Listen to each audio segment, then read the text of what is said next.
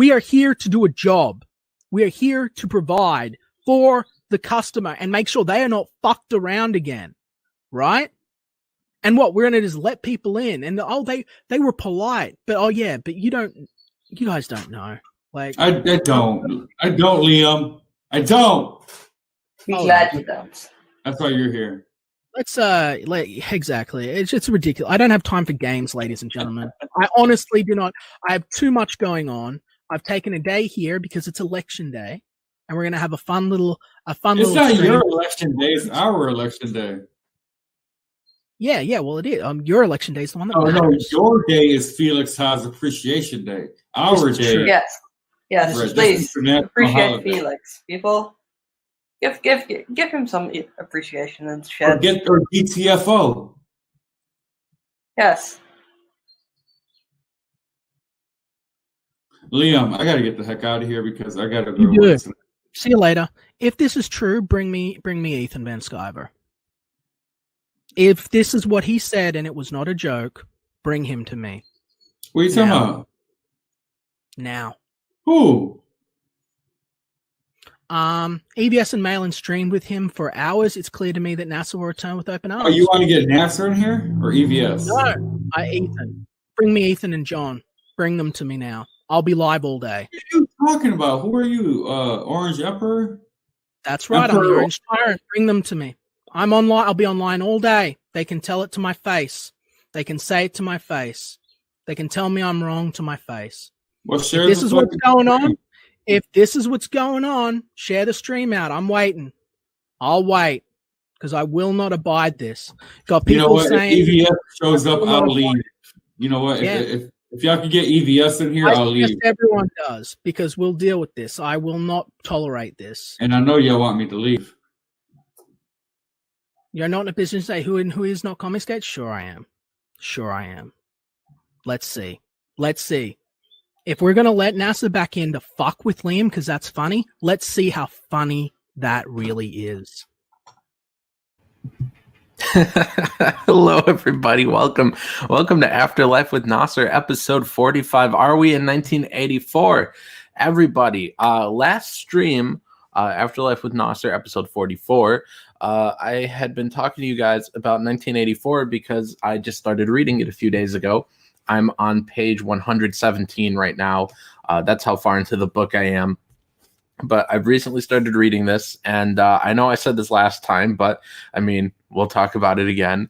I always thought everybody was over-exaggerating whenever they said that today is basically 1984, and I had never read this book before. I really missed out. I didn't read it in high school, unfortunately, like pretty much everybody watching here has.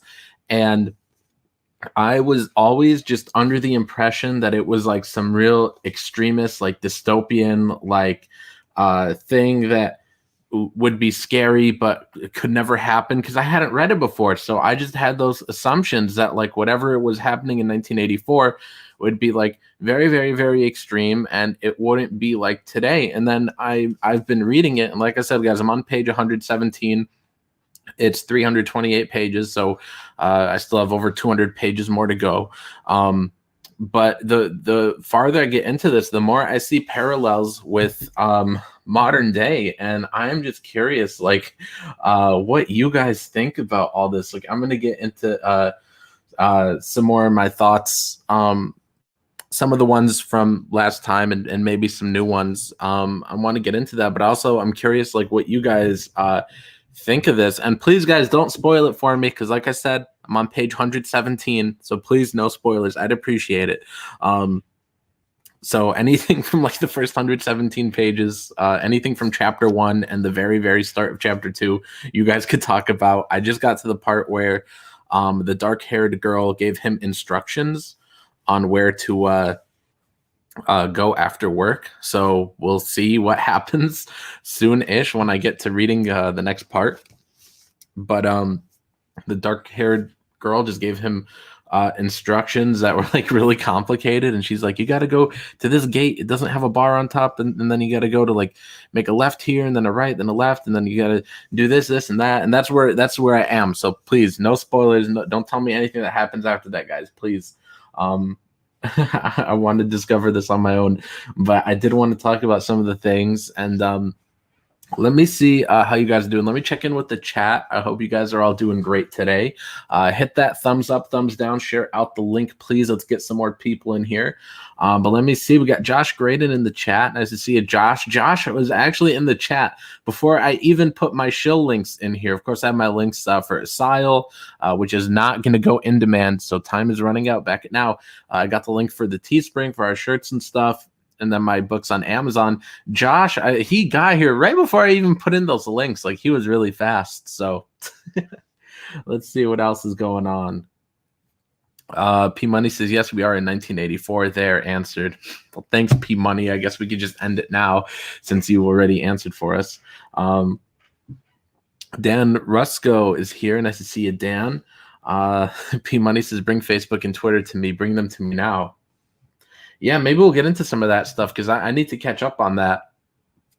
I need to catch up on that. I guess Parler got taken out of a bunch of app stores and a bunch of app stores. I guess there's really only two, just the Apple Store and the Galaxy App Store. But I guess it got taken out of the app stores, and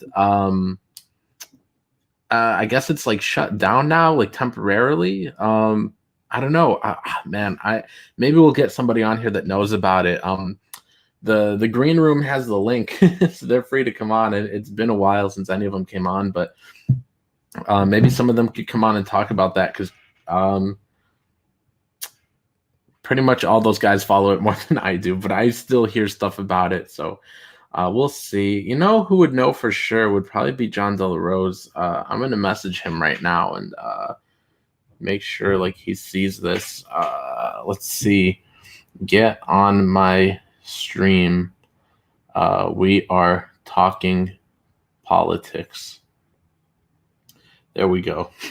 I guess this is sort of political. I never usually talk politics, but this is a really political topic, I guess. And so John, now I just sent a message on Facebook. We'll see if he wants to come by. Maybe he saw the green room link, but let's see what else is going on.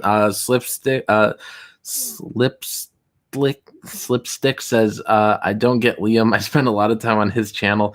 I really thought his manicness was a shtick. Oh no, it was not a shtick. He's actually pretty crazy. That book is so 1984. Get it. Yes, P Money, we get it. Thanos snaps 1984 out of existence. Sorry, spoilers. Okay. Let's see. Okay, so Vilnet says Parler is suing Amazon. Yeah, I vaguely heard that. Let me see if John replied yet. He says he's driving. I'm just going to give him a thumbs up. There we go. So John's driving. Maybe he'll come on. Maybe. We'll see. But yeah, Parler, I guess they're suing people and they're being censored right now. Let's see. Gable Pennyshot says this is just the beginning of Nasser becoming more political. No, man, I don't like politics. I really don't. I don't like talking about this stuff, but I've been reading 1984 and I've just been seeing so many parallels and things, and it's just something I'm interested in talking about right now, just because I don't want it to get to this place. I don't want it to get to where it is in the book. It's like right now is like 1984 in miniature, and I don't want to see it get to a larger scale because it's very terrifying. I would say this book so far, I'm 117 pages in. So far, it is the scariest book I've ever read. I could honestly say. It's a lot scarier than anything else I've ever read because this is something that really could happen. That's the scary part. It's scary because it could happen, and it's scary because I feel like we're already on that path. When we look at some of the things that have happened in this book, which we'll get into in a little bit here, I did mark down a couple page numbers I want to look at. Let's see. Bilned, Oh, wait, no. I'm in the middle of a conversation. P Money says Nasser sees the sub gains of Doug and Mike and goes political. Has Mike been gaining? No, I think I think he's up to like 10,000 now. I forgot about that. I forgot Mike did get some subs from that. I forgot Mike was doing the political thing. I don't really watch like the political videos. So I haven't really been watching Mike's political videos. I'll watch anything he does other than politics. And as far as Doug's videos, I just opened him up to give him a thumbs down. Let's see. Gable Penny Shot says it's all downhill from here, Nasser. Embrace the chaos. Okay. Read Brave New World next, at least the first few chapters. I'm not reading it next. I have a few other things to read next, and I don't own Brave New World yet, but I'm definitely going to get it soon. Let's see. Gable Pennyshot says, second Brave New World better than 1984, in my opinion. Okay. Matt Fowler says Fahrenheit 411 is good also. Fahrenheit 411. Do you mean 451? Yes, I've read Fahrenheit 451, but not 411. So I don't know what you mean by that, Matt Fowler. But anyways, guys, no, there are a couple page numbers I did jot down in my notes as I've been reading this book. And again, I still have like over 200 pages to go, but I did jot down a few things that I did want to just take a look at here with you guys and see what you guys thought of it all. We got Gigadeath in the chat. Nice to see you here, dude. Let me open it up here. I've got my notes open here. Let's go to page. We could maybe just go over to page 4. Let's see. I'm going to read here. This part from page 4 says, from where Winston stood, it was just possible to read, picked out on its white face in elegant lettering, the 3 slogans of the party. War is peace, freedom is slavery, and ignorance is strength. And I have never read anything more accurate of what is going on right now with our I don't know if I want to call them overlords or what I want to call them, but it just seems like that slogan. Like, let me read to you the let's see, the 3 slogans of the party. War is peace, freedom is slavery, ignorance is strength. Also, sorry if you guys could hear that noise. Somebody above me just stomped really loudly. I don't know what that was, but anyways, yeah, sorry. But it says war is peace, and that is something I was talking about on the last stream. War is peace. It's like a year ago, probably almost exactly, when we had all the looting and fires and murders happening, and like that bookstore, Uncle Hugo's got burned down, and there were many businesses that got burned down, that got looted, small businesses. People were saying, no, we're looting stores in the name of minorities and justice and equality, but they were also burning and looting stores owned by minorities. There were Black-owned businesses that were still burned down and looted, and people were murdered, and that was war, and people were saying, no, this is peaceful, this is how we get peace. So the first slogan of the party, war is peace, I've never heard a more accurate description of what's going on today with all the things they try to do, all the violence, that people say, no, this is actually peace, or freedom is slavery, and freedom really to do anything is slavery. It's our different freedoms for, just to say what we're thinking. Suddenly they want to take it away and take away places where we could express it. If you're a Christian, or if you're a conservative, or even if you're just somewhere in the middle, they don't like you, and it's they'll ban you from Twitter and from all these platforms, and they want to unperson you. And your freedom to say things, like, they're like, no, we have to take that away. because it might offend somebody. And our right to be who we are, they're like, no, that's actually slavery. Being able to say words, like, how they want to take away words like just words like man and woman and all that stuff that they want to take away, and they're like, no, you can't say that, that's like offensive. Like our free speech, actual words, is like slavery to them. Freedom is slavery and ignorance is strength. And there's even there's a couple pages, I jotted down the page numbers in my phone, where they talk about like speech and stuff, and how they want to like in this book, like, take away words so that way it narrows down your thought. And the fewer words there are, the fewer thoughts you could have that they disagree with. It's really crazy stuff. Let's see. Vilnet says Nasser is very strong. Okay. Nasser is going to be the next Arab Alex Jones. The next one was the one before me. Slipstick says paradox, scary as hell. Stupid Newfie says mostly peaceful.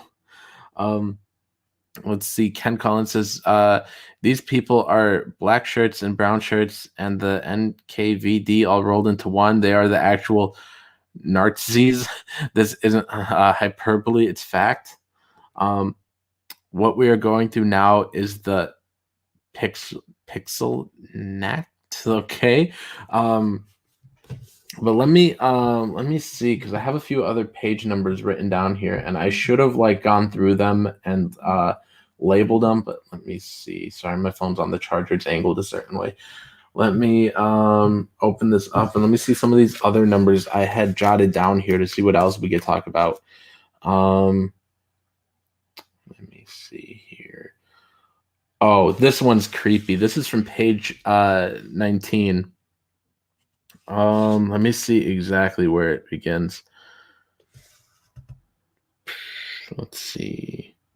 Okay, so this is after he writes down when he gets his journal and he's writing down down with Big Brother and stuff. This is like a couple paragraphs after that. It says, but he did not do so, however, because he knew that it was useless. Whether he wrote down with Big Brother or whether he refrained from writing it made no difference. Whether he went on with the diary or whether he did not go on with it made no difference. The thought police would get him just the same. He had committed, would still have committed, even if he had never set pen to paper, the essential crime that contained all others in itself. Thought crime, they called it. Thought crime was not a thing that could be concealed forever. You might dodge successfully for a while, even for years, but sooner or later they were bound to get you. It was always at night. The arrests invariably happened at night. The sudden jerk out of sleep, the rough hand shaking your shoulder, the lights glaring in your eyes, the ring of hard faces around the bed. In the vast majority of cases, there was no trial, no report of the arrest. People simply disappeared, always during the night. Your name was removed from the registers. Every record of everything you had ever done was wiped out. Your one-time existence was denied and then forgotten. You were abolished, annihilated, vaporized was the usual word.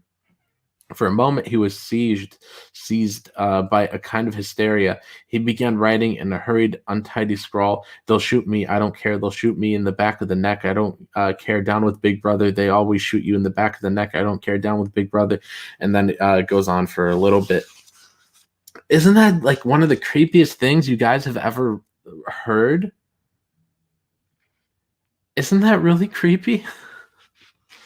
Let me see. Gigantic Android says, we're going to have the surveillance state of 1984 with the morality and family structure of Brave New World. Slipstick says, that's why we should always err on the side of free speech. Oh, man. Just once again, like thought crime, they called it. Thought crime was not a thing that could be concealed forever. You might dodge successfully for a while, even for years, but sooner or later they were bound to get you. That's what it reminds me of when people will dig up things from like 15 years ago, something you said a long time ago, and they'll use it against you. Like this is like a really big thing, as you guys all pretty much know. Like anybody like it just happens randomly. Like anybody will have something going for them. They might get some new job or position, or it might just be something completely out the blue. Like even if they don't get something new, and suddenly you'll just see these campaigns like, no, we got to cancel this person. Look at what they tweeted 10 years ago, or here's some story or something they did like 15 years ago. And it's or just in general, like this person goes to church. Like, isn't that what they got Chris Pratt for when they were trying to cancel him? They were like, he goes to church, he must vote Trump. Like, it's just so crazy because it says thought crime was not a thing you could be or that could be concealed forever. You might dodge successfully for a while, even for years, but sooner or later they were bound to get you. It's like they're always bound to get everybody. Like they're always going to come for you no matter what. It's really freaky, you guys. It's really freaking me out. This book really is it's scaring me. This book has been terrifying me, guys. I am not joking when I say this is the scariest book I've ever read, because I'm reading this and I'm feeling things, guys, and I'm feeling things and I'm seeing just so many parallels to the things that we see today. Even by page 2, on page 2, the eyes follow you about when you move. Big Brother is watching you. The caption beneath it ran. It's freaky stuff because they are watching you and they're censoring everybody. And somebody had said on Twitter, I forgot who it was. Somebody had said something like, pretty soon they're gonna just go into your phone and delete Parler for you. And it was a joke. Whoever said it as a joke, but like at least I think it was, but it's like something I could actually see happening now. Like Parler's out of the app stores. Why? Why is it out of the app stores now? Why are people censoring it? Why don't they want people going to Parler and hearing a different point of view, or having a place where they could express themselves? Like, what business is it to Apple or to Amazon or whoever else is censoring them and taking down their apps? Like, what business is it of theirs? And it's just freaky. It's like they're always watching you and they're trying to control you and everything you think, and they only want you to see certain things. That's why I think so many of these people on Twitter, these extremists, are so crazy, because it's just like that's the stuff that just gets forced in front of them. It just gets forced in front of them because everything else gets censored or hidden, or you're not allowed to see things from another side or point of view. It's really freaky how much they control you and how much they control what you're allowed to see and what people are allowed to say.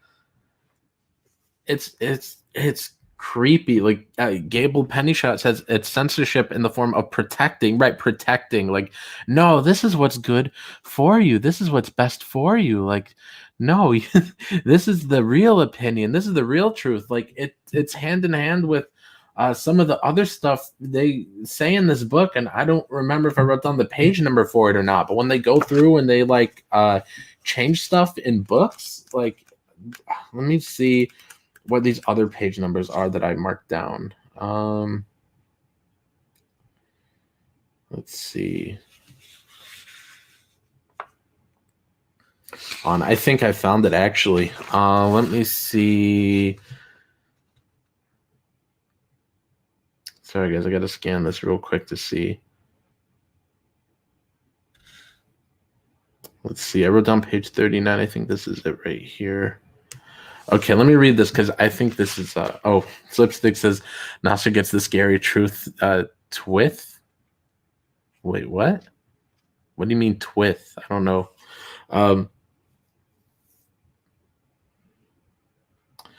Gigadeath says the stuff was coming for a long time. It was just the excuse to do it. Well, let me see, guys. I think I have this part of the book here marked. I think this is it right here where they talk about the stuff they do with books. Twitch. Nasser's getting the scary truth. Twitch. Gotcha. But let me see. I think this is it right here. It says, as soon as Winston had dealt with each of the messages, he clipped his speak written corrections to the He clipped the speaker in corrections to the appropriate copy of the Times and pushed them into the pneumatic tube. Then, with a movement which was as nearly as possible unconscious, he crumpled up the original message and any notes that he himself had made and dropped them into the memory hole to be devoured by the flames. What happened in the unseen labyrinth to which the pneumatic tubes led, he did not know in detail, but he did know in general terms. As soon as all the corrections which happened to be necessary in any particular number of the Times had been assembled and collated, that number would be reprinted, the original copy destroyed, and the corrected copy placed on the files in its stead. The process of continuous alteration was applied not only to newspapers, but to books, periodicals, pamphlets, posters, leaflets, films, soundtracks, cartoons, photographs, to every kind of literature or documentation which might conceivably hold any political or ideological significance. Day by day and almost minute by minute, the past was brought up to date. In this way, every prediction made by the party could be shown by documentary evidence to have been correct, nor was any item of news or any expression of opinion which conflicted with the needs of the moment ever allowed to remain on record. All history was a palimpsest. Sorry, I don't know what that word is. Scraped clean and reinscribed exactly as often as was necessary. In no case would it have been possible, once the deed was done, to prove that any falsification had taken place. The largest section of the records department, far larger than the one in which Winston worked, consisted simply of persons whose duty it was to track down and collect all copies of books, newspapers, and other documents which had been suspected and were due for destruction. A number of the Times which might, because of changes in political alignment or mistaken prophecies uttered by Big Brother, have been rewritten a dozen times, still stood on the files bearing its original date, and no other copy existed to contradict it. Books also were recalled and rewritten again and again, and were invariably reissued without any admission that any alteration had been made. Even the written instructions which Winston received, and which he invariably got rid of as soon as he had dealt with them, never stated or implied that an act of forgery was to be committed. Always the reference was to slips, errors, misprints, or misquotations, which it was necessary to put right in the interests of accuracy. But actually, he thought as he readjusted, trying to see how much farther I should go, because this is a pretty long section. Let me check in with you guys and I'll get back to reading this. Let's see. Just the fact that big tech wants to be in charge of what you see should be alarm bells for everybody. Oh, totally. Gigadeath says, Nasser, I hope you are starting channels on alt tech like BitChute. I don't know, man. Fraud79 says, I don't approve of Soy Rage and his socks being parlored by Nasser. I'm not parloring him. Ken Collins says, all this rewriting of history puts everything we have been taught in doubt. What's real, what's not. Oh, totally, Ken. But let me continue a little bit here. So, but actually, he thought as he readjusted the Ministry of Plenty's figures, it was not even forgery. It was merely the substitution of one piece of nonsense for another. Most of the material that you were dealing with had no connection with anything in the real world, not even the kind of connection that is contained in a direct lie. Statistics were just as much a fantasy in their original version as in their rectified version. A great deal of the time you were expected to make them up out of your head. For example, the Ministry of Plenty's forecast had estimated the output of boots for the quarter at 145 million pairs. The actual output was given at 62 millions. Winston, however, in rewriting the forecast, marked the figure down to 57 millions, so as to allow for the usual claim that the quota had been overfilled. In any case, 62 millions was no nearer the truth than 57 millions, or than 145 millions. Very likely no boots had been produced at all. Likelier still, nobody knew how many had been produced, much less cared. All one knew was that every quarter astronomical numbers of boots were produced on paper, while perhaps half the population of Oceania, I don't know, is that how you say it? Went barefoot. And so it was with every class of recorded fact, great or small, everything faded away into a shadow world in which finally even the date of the year had become uncertain. it's just so freaky, guys. It's so freaky. Many of these good sci-fi writers are really prophetic. Stupid Newfie says, spoiler warning, G's bot. Okay. It's just fact-checking, guys.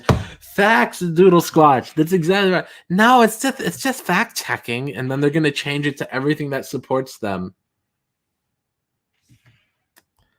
Oceania, everybody says. Okay. Oceania. Okay. Let's see. Biggest question: where is Vic when all this is happening? Coincidence? You know what happened with Vic was, I just, eventually you got to take artists to a farm where they could just roam free forever and be happy.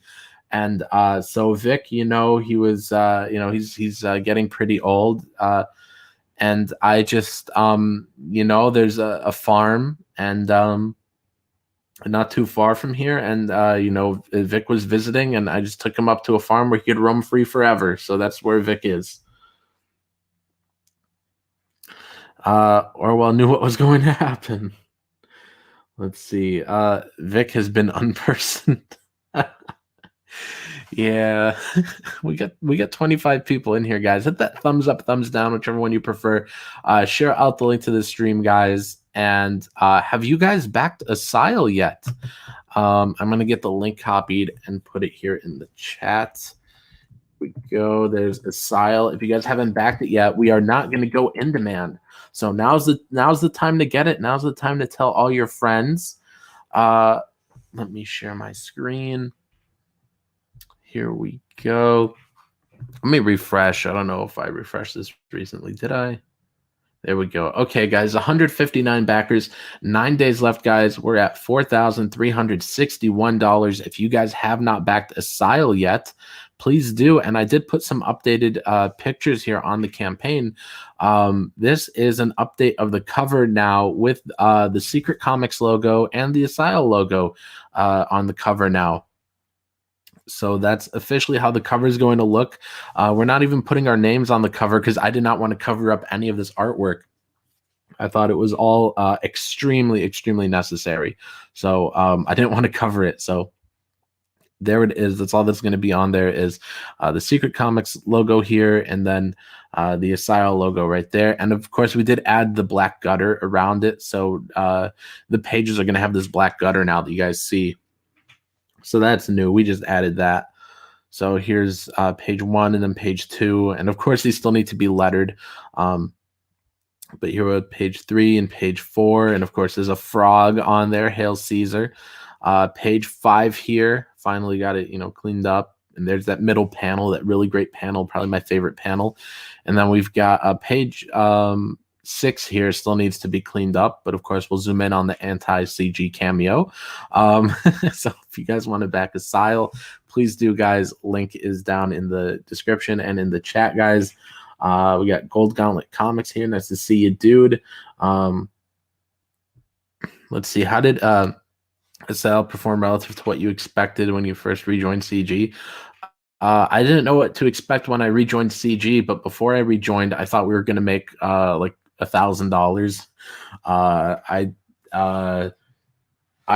thought we were gonna make $0. I thought maybe we'd be lucky to make 1,000, and I'm talking about before I rejoined CG, because I expect everything just to make $0. I don't go into these with high expectations, especially after everything that happened, and I didn't know what to think about how many backers I'd get, because Secret Comics Presents had 100 something, so I guessed maybe I could bring in 100 something again. But I was really scared about the campaign failing, because like I said, I go into all these just assuming like it's just going to make nothing. But I'm really happy with what it has done, and I'm really happy to have another book to put out, which this is going to be the rarest of all my comics, guys, because there's plenty of copies of Trixie and Stardust, but there's not going to be many copies of Asile. I think we're projecting right now to like print 300 of them, I think is I just did the accounting earlier, so I should know what I just quoted him for. But I did it this morning. But I think we're looking to maybe right now, as it stands, maybe print 300 copies, maybe 350. We've sold close to like 200 of them now. So there's not going to be many of them. So get them while you can, guys. Okay, now let me see what other page I have marked down here. I think this next one I've got marked down is about more of the language. Let's see.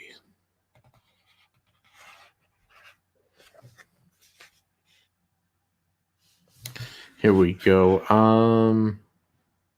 Let's see. He had brightened up immediately at the mention of Newspeak. He pushed his pannikin aside, took up his hunk of bread in one delicate hand and his cheese in the other, and leaned across the table so as to be able to speak without shouting. The 11th edition is the definitive edition, he said. We're getting the language into its final shape, the shape it's going to have when nobody speaks anything else. When we've finished with it, people like you will have to learn it all over again. You think, I dare say, that our chief job is inventing new words, but not a bit of it. We're destroying words, scores of them, hundreds of them, every day. We're cutting the language down to the bone. The 11th edition won't contain a single word that will become obsolete before the year 2050. He bit hungrily into his bread and swallowed a couple of mouthfuls, then continued speaking with a sort of pedant's passion. His thin, dark face had become animated. His eyes had lost their mocking expression and grown almost dreamy. It's a beautiful thing. I can't talk anymore, guys. It's a beautiful thing, the destruction of words. Of course, the great wastage is in the verbs and adjectives, but there are hundreds of nouns that could be got rid of as well. It isn't only the synonyms, there are also antonyms. After all, what justification is there for a word which is simply the opposite of some other words? A word contains its opposite in itself. Take good, for instance. If you take a word like good, what need is there for a word like bad? Ungood will do just as well. Better, because it's an exact opposite, which the other is not. Or again, if you want a stronger version of good, what sense is there in having a whole string of vague, useless words like excellent and splendid and all the rest of them? Plus good covers the meaning, or double plus good if you want something stronger still. Of course, we use those forms already, but in the final version of Newspeak, there will be nothing else. In the end, the whole notion of goodness and badness will be covered by only 6 words. In reality, only 1 word. Don't you see the beauty of that, Winston? It was BB's idea originally, of course, he added as an afterthought. Oh man, is this the same passage where they talk about like having fewer words means people have fewer thoughts? Let me see. Let me scan this real quick. Let me scan the next page.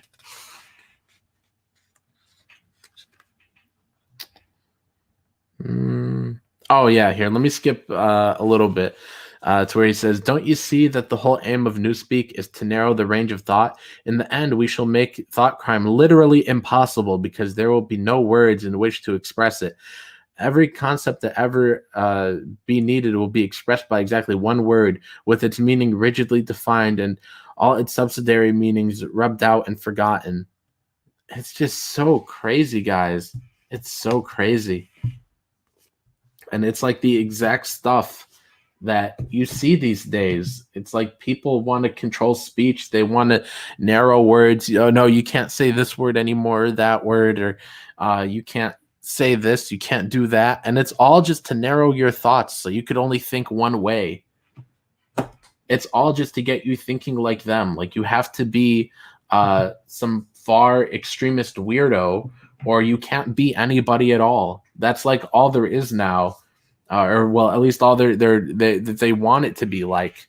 It's just like in this book, guys. It's just like in this book. They all just want everybody just to act one way, be one way, think one way, and that's why they like to change the language so that everybody can only be them, so that everybody could only talk, act, think, and be like a far extremist weirdo. And it's a terrifying book. It's really terrifying. Scariest book I've ever read. I still got like 200 pages to go. 221, I believe, more to go. It is just terrifying. It's just crazy. That's all I could say. I know I've said that a million times, but it's intense. Let's see. Oh, Slipstick says thumbs up, thumbs down. And then I don't know the name for the last one. Let's see. Cameron Scott says, greetings, everyone. Nice to see you here, man.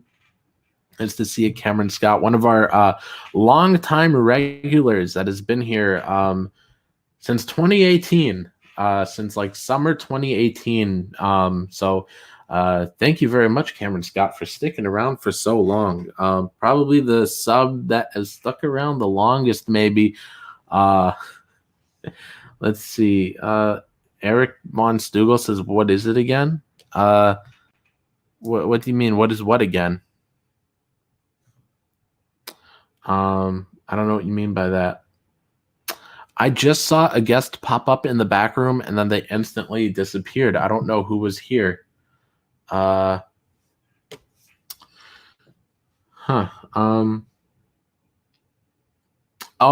you're asking what book it was. Yeah, it's 1984, Eric. That's what I've been reading from. Vazen Cassie says Nasser hasn't seen Star Trek. No, I haven't seen Star Trek. But I mean, I know what that's from. I just don't know what it's supposed to be called. So, yeah. Oh man, now I'm waiting for my guest to come back. I don't know who is here. Like, I saw somebody pop up on the bottom of the screen as soon as I looked down. Oh, hey Vic. Hey Nasser. Why is your name Nasser? What? You put it on your thing. I didn't do no such thing. Oh my God! It says Nasser. Okay, what is going on? Are you just coming on to be annoying, man? Maybe. Oh, what's going on? Well, here I was with a very serious, intense stream, and you just came on to be goofy. Yeah. Well, I think you needed to be, just reminded that yes, we are in the depths of probably even worse than what is depicted in 1984. If you want to be truthful about it, because it could go much darker than anything that was in that book. But you should I don't know. I don't care, because you know what? It's true. Why should we temper our reactions to what we see going on around us? It's absolute crap, isn't it? It's absolute shit, and we should all be scared. Absolutely, we should be scared. Also, Gable Pennyshot says Vic is here to slow down the stream, and he says it was getting too interesting. I guess Gable is turned on you, unless he's being sarcastic. No, Gable fluctuates. Gable tells the truth. He calls the shots. Like, when I'm good, he says I'm good. When I'm bad, he says I'm bad. So, anyways, Vic, yeah, I've been reading 1984. I'm on page 117, so no spoilers, everybody. I'm at the part where the dark-haired girl gives him these crazy instructions on where to go after work one of these days, and she's like, you got to go to the gate, and it has no bar at the top, and you got to make a left and a right and a left and go through this path, and you see a dead tree with moss on it, and you got to go this way, that way. That's where I'm at, where she just told him those instructions. And this book just has really, it's got me unnerved, man. I've said it like 10 times this stream probably, but it's the scariest book I've ever read. It's just really got me thinking of just how crazy it is that something this extreme could be going on right now. And we're in the process of it, in the middle of it. And just the people in real life now are doing the same thing in this book. They're trying to censor language so you could only think one way. They're trying to censor Olive Parlor, anybody that's a Christian conservative, or even if you're neutral, anybody that dares to hear out a different opinion, not even have one, but just listen to one, you're immediately the enemy. And it's just so crazy, dude. And you know what's even scarier too, right? Is if you look at the left, which is really pushing this, they're not a unified force. They're so disjointed and discombobulated. It's going to turn on them real quick. Like the Democrat established politicians are not the same as the woke crowd. The woke crowd is not the same as the old school traditional progressives. So you have like three competing factions within the Democratic Party, the leftists, that are doing this, trying to silence the conservative voice, right? Or anything that they deem conservative. Doesn't even have to be conservative, right? They're Everything's gonna have to get like more and more left, like to where it can't even just be normal left, it has to be extreme left. Right. And that's I hate to say it, but that's been part of the communist plan that was laid out in 1920 by the American Communist Party. They laid it out. It was called the 100-Year Plan, and it's 100 years later, and it's coming 100% to fruition. Every single thing that they said that they needed to do, they have done, and they've done it the way that they've said. They've infiltrated every single, what they called power base. They called them power bases, right? So they got into academics. They got into journalism. They got into culture. They've gotten into financial institutions. They've gotten into every single power base. And the biggest one that they've been going after is population. So that's why over the last couple of years, you have seen such a strong hit against especially white men, right? Is right. it's not a racist thing. It's a population thing. If white men weren't the majority of the population, they wouldn't be a target. The fact is that they were a majority of the population, and therefore a target, and needed to be quelled and subdued. And so that's why you get all this. They're pushing the white guilt. They're pushing all these other narratives, critical race theory. We should accept that we were, anybody that's white should accept that they were guilty from birth, and that they need to basically bow and make extreme whatever to everybody else in the world. Well, that's because you need to control that big, large population. If you can control them, then you can take over the country, and that's what they're doing. Gable Pennyshot says the red pilling of Nasser Rabadi. Jason, he's not in the chat. I don't know. He's usually here. But Jason was he's been telling me for like however long that Doug and Mike have been doing their political videos. He's like, "Oh, you got to do this. You got to get all this up." I'm like, "No, I'm not into politics. It's boring. I hate it. Everyone just argues." And then like now everybody in the chat today, they've been saying like, "Oh, you're about to start doing political videos, aren't you?" And that's just like, no, like I don't like politics, but like it's just really bugging me like how just so close we are to the things in these in this book. Well, I mean, that's one of the big things too that they don't recognize, is that when they get people like you who aren't really, you're young, you're not politically, you're not politically minded. You're about living your life. You're about trying to do, find out the direction of your life. You're young. You're just trying to forge your existence right now. People don't usually get political until they're in their 30s and 40s, like unless they're activists when they're young, That's exactly what Jason told me. And I think Mike might have told me that once too. Yeah, well, it's really true, because you think about it, like until you're like 30s or 40s, you haven't had enough life experience. You're trying to make your life experience, and you're not. you haven't seen the effects of certain political like policies affect your life. You haven't seen that really affect your life until you get into and you go, oh, I recognize that the taxes just keep increasing, or this or that, whatever the political policy is at the time, or that if they pass this political policy, it's going to impact my life in a great way. It's a natural course of progression. But here we have, like, all of this that's going down is making everybody hyper aware of politics. Everybody is being dragged into it. And when they get everybody motivated and then dragged into politics, it's going to be a really heated situation here in this country very quickly.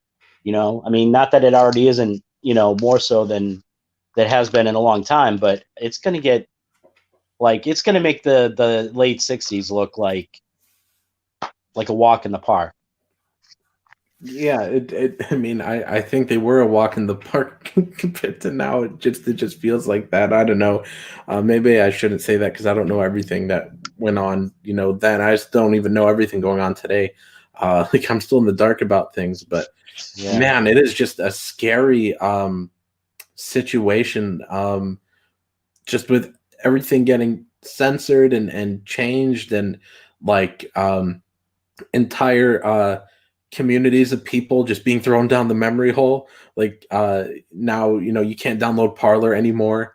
It's taken out of the App Store and the Apple Store. You can't get it anymore. It's like, what are they so afraid of? What are they so afraid of you hearing?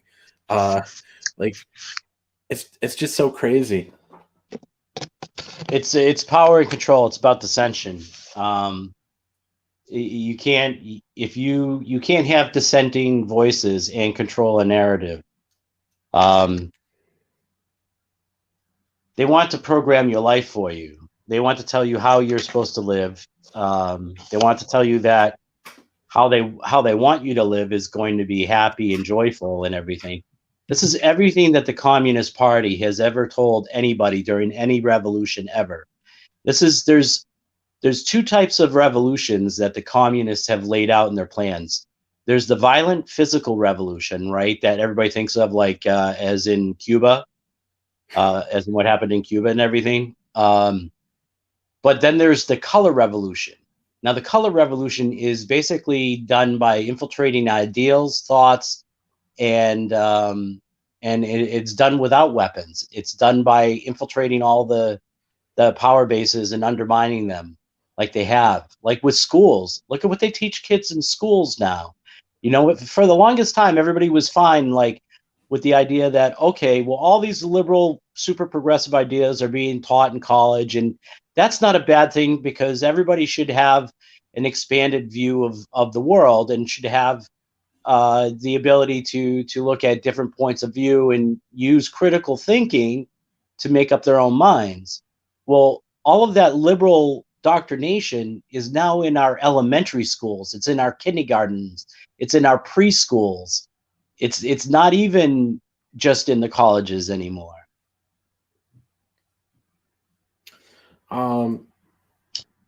Sorry, I'm. I know. Don't get me on the. I mean, yeah. No, I just don't know. What all to say to that. Get me on the topic, and it's a bad thing. I know. I'm sorry. No, you're good. I just don't know what to say to all that. Because again, I'm not very political, so I don't have much knowledge on that subject to reply with. There's a very good quote out there, right? And this is something just to think about. And I'm trying to think. I trying to remember if it's actually derived from 1984 or not. But dictators do not get censored. Dictators do the censoring. It's something along those lines. And if you think about that and look at what's happening, right? Who are the dictators? Well, I thought you were about to be rhetorical and then answer it. Oh, no, it was rhetorical. Oh, I thought you were about to say, well, you said, and who are the dictators? I thought you were about to make another point, but then you just went all silent. Yeah, no, it was rhetorical. But hold up, I'm gonna read a little bit more of the chat. Vaz and Cassie says kick Nasser, the other one, because of course Vic. I don't know why he took my name. I don't know why. That's so weird, isn't it? Improbi says Nasser is Nasser, Vic is Nasser. We are all Nasser. Gable Pennyshot says we are Legion. Improbi says we are Rabadi. We are Rabadi. We're gonna send you a baseball bat wrapped in barbed wire, and you can call it I don't know. Well, I think you would. Didn't you say that Miley was the girl that you found attractive? I thought you were talking about. I thought you were talking about. Well, Lucille is named after Negan's wife. Yeah, so that's what I was about to say. Was because you were asking what I was going to name it. I thought. Yeah, I thought you were referencing The Walking Dead. Yes, I was. Okay. But you'd have to name it after a girl that you found attractive. So we know it wouldn't be Martina Marcota. Let's see. Improbi says we can only speak through our wallets. Hold on. I think I missed a bunch of these actually. Hold on. Gable Pennyshot says he's back in my good graces. I think he's talking about you. He says Vic spitting truth. It's only well, you know what? I mean, it only takes a little bit of truth, doesn't it? Bullet says Nasser just woke up. Right, I'm woke now. I'm woke. Gable Pennyshot says just don't go too far right and start reading the Turner Diaries and preaching that as gospel. What is that? I don't know what that is. The Turner Diaries. I'm not even sure, to be honest.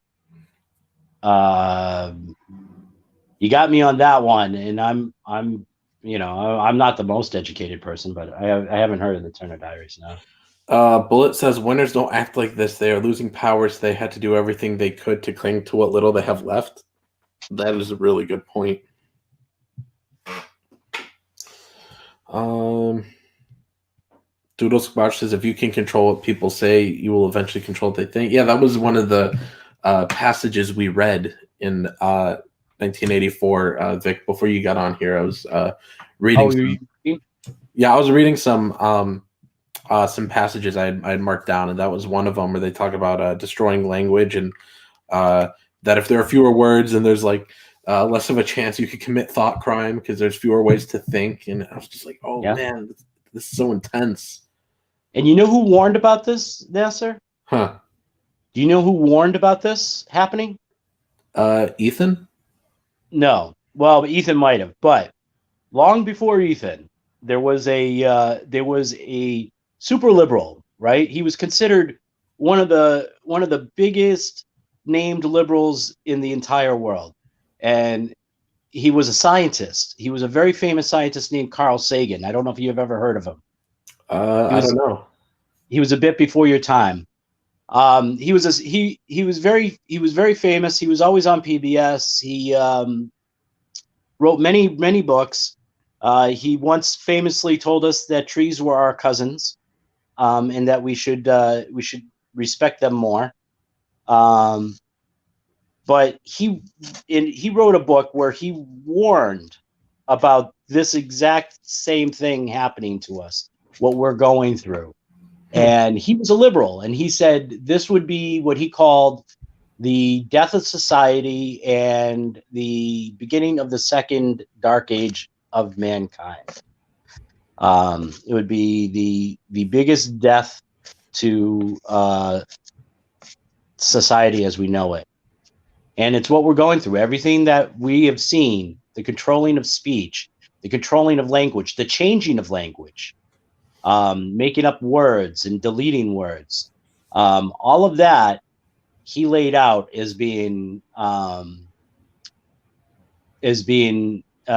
means to the ends of society as we know it, and a collapse and a second dark age. Gable Pennyshot says they want you dependent on them when their population is dependent on them. It's pure power. Unlimited power. Vazen Cassie says when the revolution comes, Nasser is one of the blood bags that get hooked into the front spikes of the dune buggies. Uh-oh. Okay. I don't know what that's from.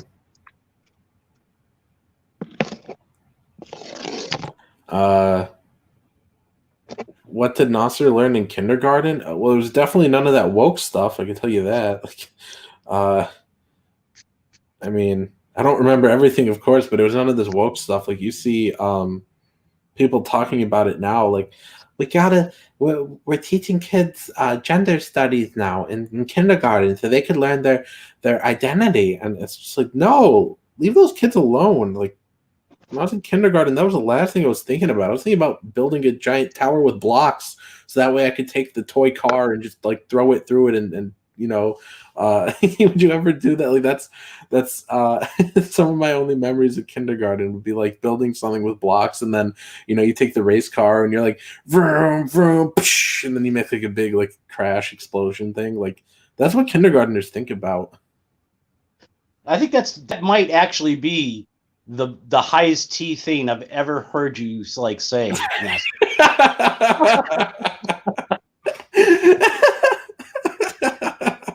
I have more respect for you now.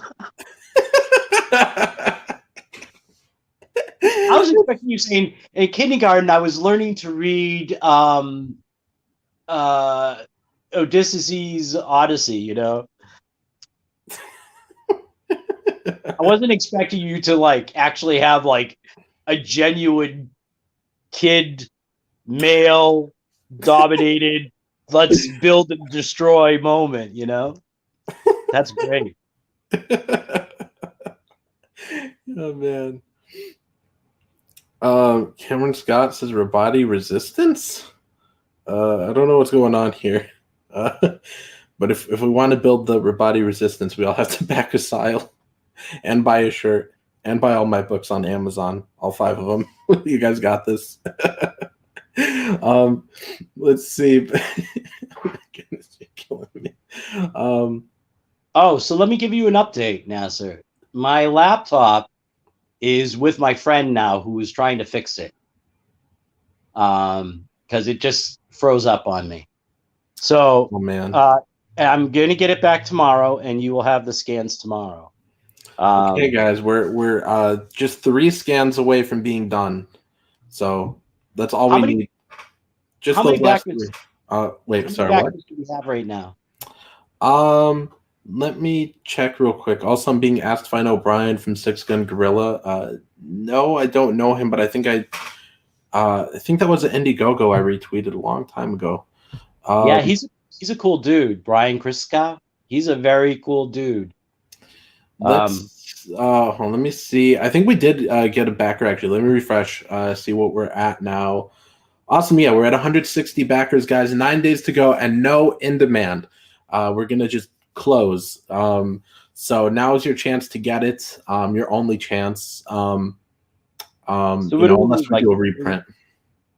We need like 160 more backers to hit 6K. If I'm figuring at $10, right? I mean, roughly. I mean, if people just bought like all the pages, I mean, that would pretty much put us there. We really just need. We've got 16 pages left, so everybody, please buy a page. Help Vic get paid. Buy all the pages, guys. 16 of them to go.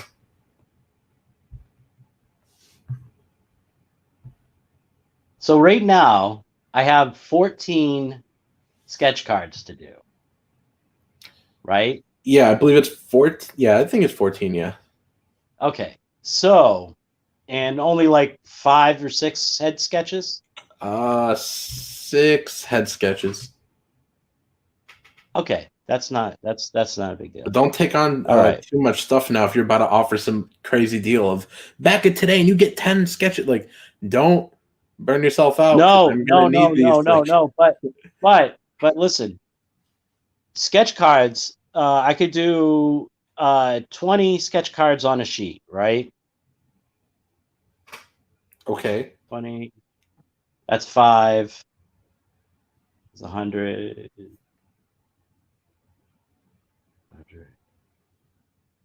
Let me think about that. I'll get back to you on that. But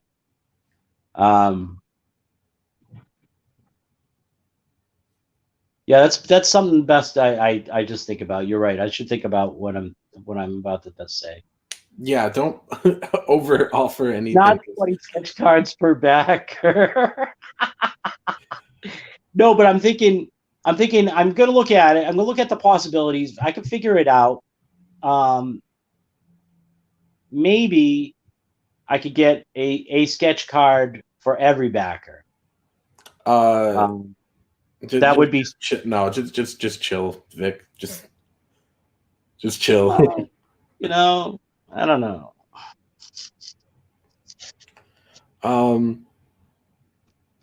Nasser is so out of touch of any culture. You're killing me, man. You're killing me, Vase and Cassie. Man, I spent like most of my day today doing making this video for it doesn't go live till Sunday. If it can go live. Silent Sundays episode 2. I did a video reviewing and analyzing this 100-year-old movie, and then it got a copyright claim. Not a strike, but a claim. It was like, you can't put this out because there's copyrighted material, and I had to put in a claim today for it. And I was just like, but it said something about like, well, in 48 hours, if there's no response, we'll let you like put it up. But as of right now, it's like they're not letting me. But it's fine because like I don't need to. I'm not putting it up till I didn't plan to till Sunday anyways. So I got plenty of time. But it was like you must wait 48 hours, and then they do this thing where like they'll let it be monetized, but all the money gets like held in case you like lose the dispute. Then the other party gets it. But every time this has happened to me, I've pretty much won because it's.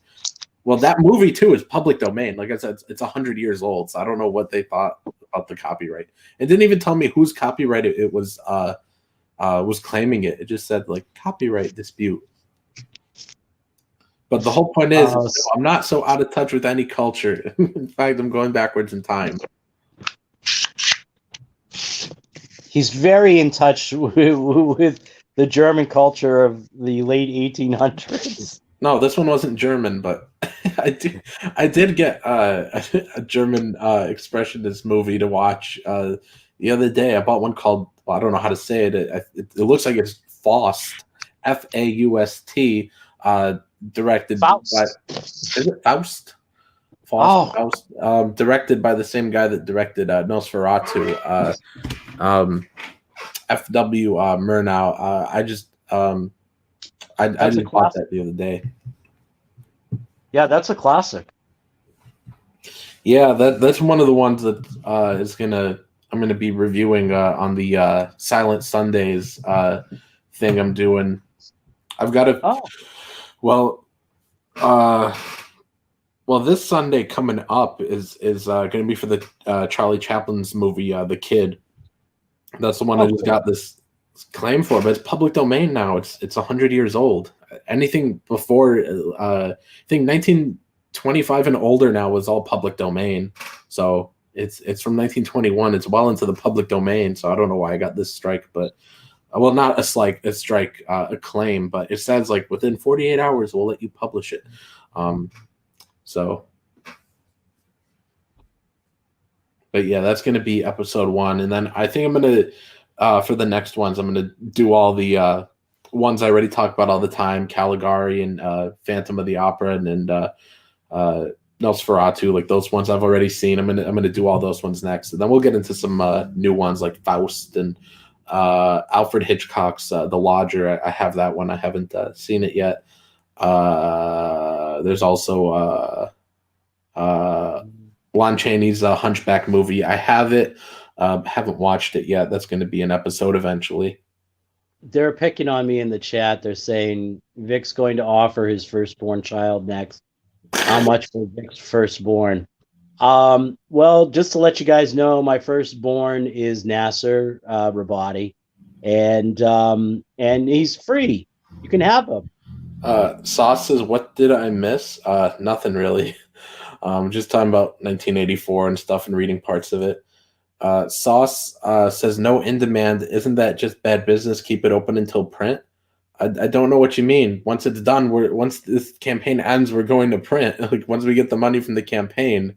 So that's exactly what we're doing.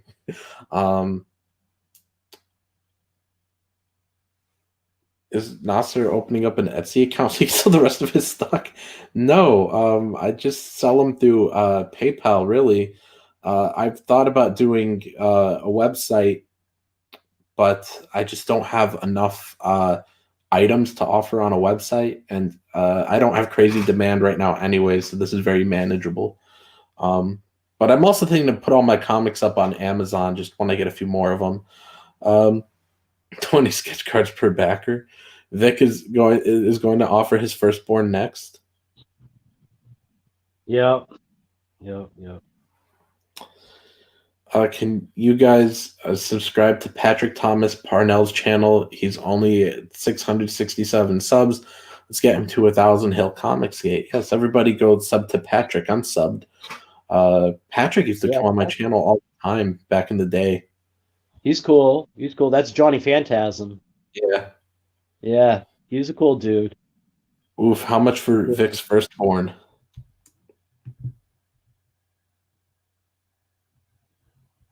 How much, Vic? If we go with the narrative that you're my firstborn, $1,600. Low price for one piece, one original piece of art, says Gable Penny Shot. Yes, you should buy all the pages then.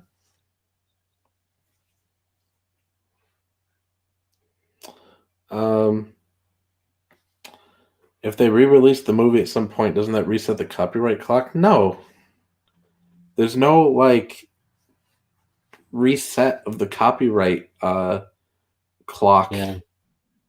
Actually, the no, there is something. There's a loophole there, because that's how DC is planning on holding on to Superman, and that's how they basically held on to Batman.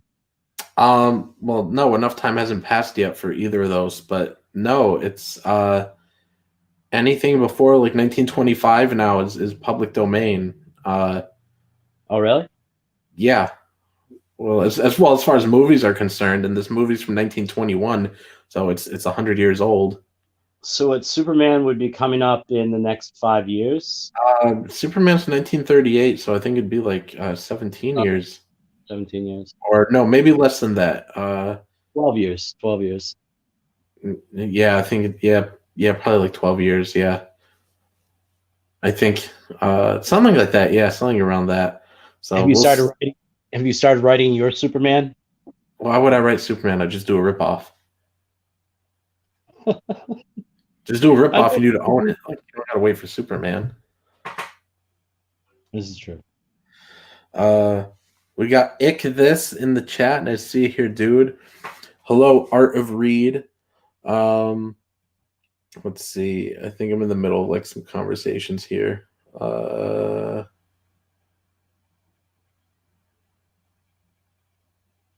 Excited for next project? Yes. Yes, the next one. Well, I mean, I guess it's a previous project. It's Secret Comics Presents. But yeah, I'm excited for the relaunch within the next couple months, and then Trixie Book 2 in the summer sometime. And that might be it as far as comics this year. We'll see about Miss Victory, because Lou is still working on pages, and I want him to get all done first. Let's see. Wooster says, back asile and get asiled. Okay. And probably says, I've gotten asiled twice. Well, thank you. Thank you. Slipstick says, thanks for hosting, Nasser. Everyone have a good night. Be seeing you. See ya, dude. As long as they didn't modifying it, like adding a soundtrack gives that modified copy a new copyright. Oh, yeah. Huh. So, like, if you're using that. if you're using a modified copy that was made by a newer company, that's their product. Like you were saying, like if they added a soundtrack or something, or if they added like their own version of the cue cards for the silent movies, the dialogue cards. Yeah, they yes, because they in 72 Chaplin went through and did the music for it for the re-release. So yeah, new music. So those versions would be copyrighted because of that added content. Those versions would be not public domain. Jude Van Alien says, "Where is Soy Rage?" I don't know where he is. I don't want to think about where he is.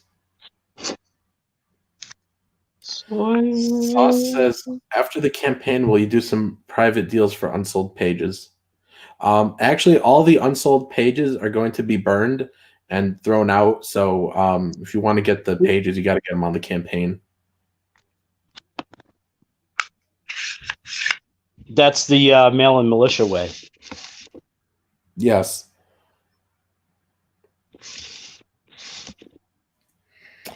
John Manuel says, "Can't wait for you for your comic, guys. So hyped. Comicsgate only produces the finest in comics. Hell yeah." Hell yeah. Sauce says, "What?" No, I'm just kidding. If you can't get it now and you want to get it after the campaign, yeah, Vic's gonna have them all. He could sell them if he wants to.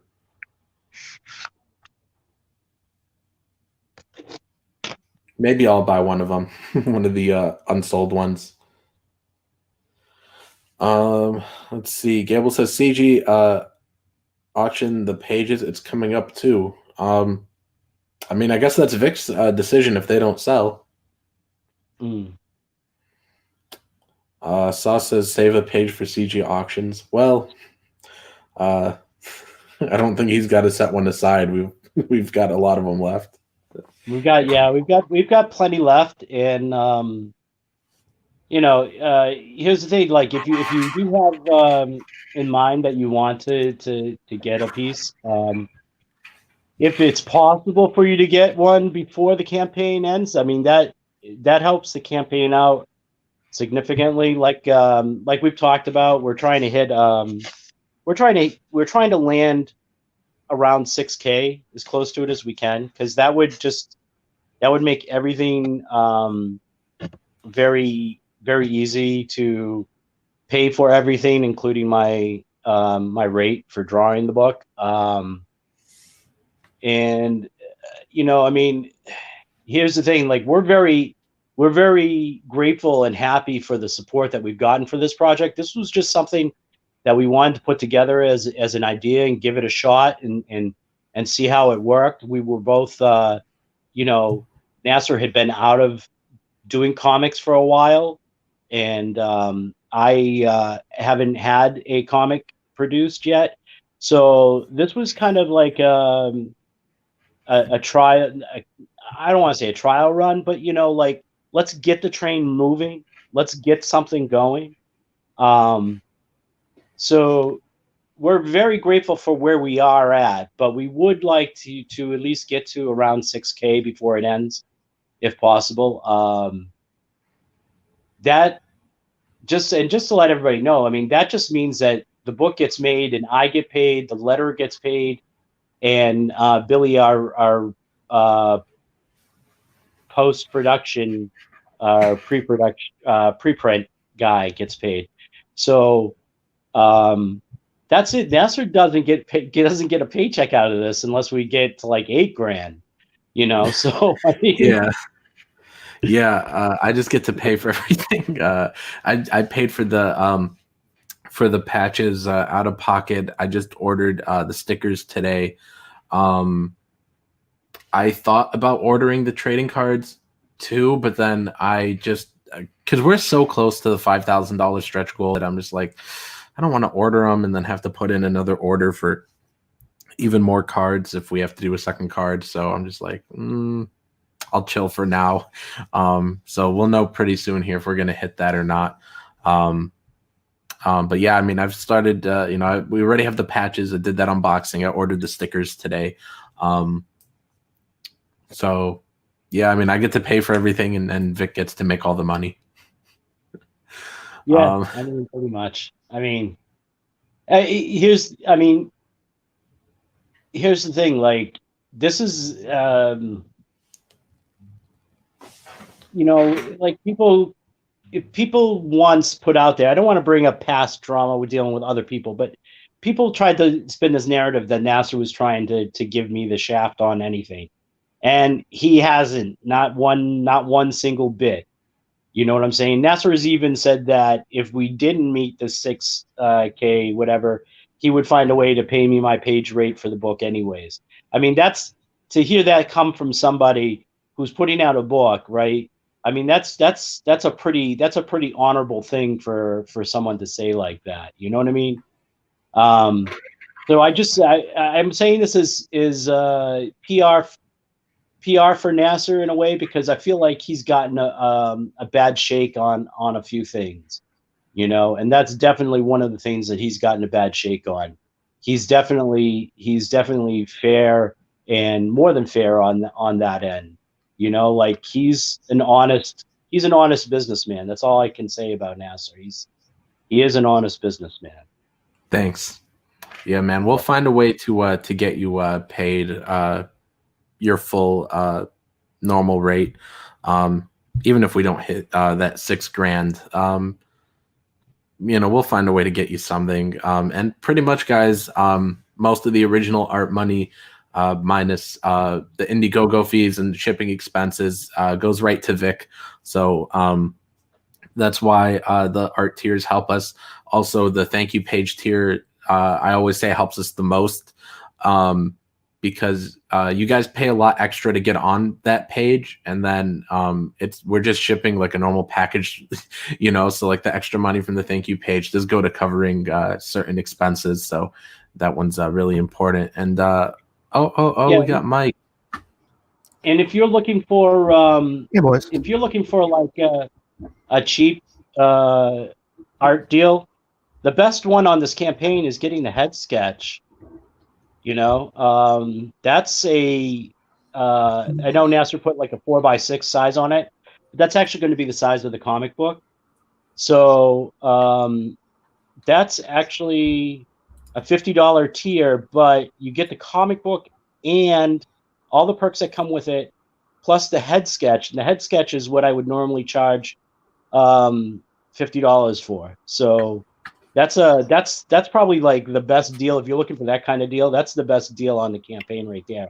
And that also would help us out a lot. Gable Pennyshot says, hopefully Nasser doesn't disappoint you, Vic, like he does us. Oh, no. No, Nasser, you haven't. Dude. so mean. Basin Cassie says the comic will be 4x6. No, he means the instead of a 4x6 sketch, he'll do one that's the size of the book. Mm-hmm. Yeah. So what's that, like 6x10 or something like that? 7x10, something like that. 6 point something by 10 point something. Anyways, Mike, what are you up to? Just knee deep in politics. I did not notice till right now that Trump was behind you. Oh man, Mike, people were saying that this stream is my red pilling because I've been reading 1984 for the first time. I'm not done with it yet. I'm on page 117. I have like 221 pages to go, but I was reading sections of it on this stream. And really? And you're like, what the hell? Yeah, so it was just so crazy. The things they'd say about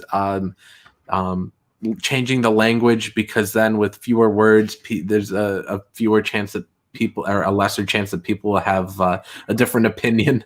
So then there's a lesser chance of committing thought crime. And Crazy, right? it's crazy. Like they change the language so you can only think one way, and it's like everything that's going on right now. And I don't know everything with happening with Parler, but I've seen a few things that they've like gotten kicked out of the app stores, and like their whole website's down. And it's like Amazon took them down. They were hosting on the Amazon web server or something like that, and yep, Big Brother came and took them.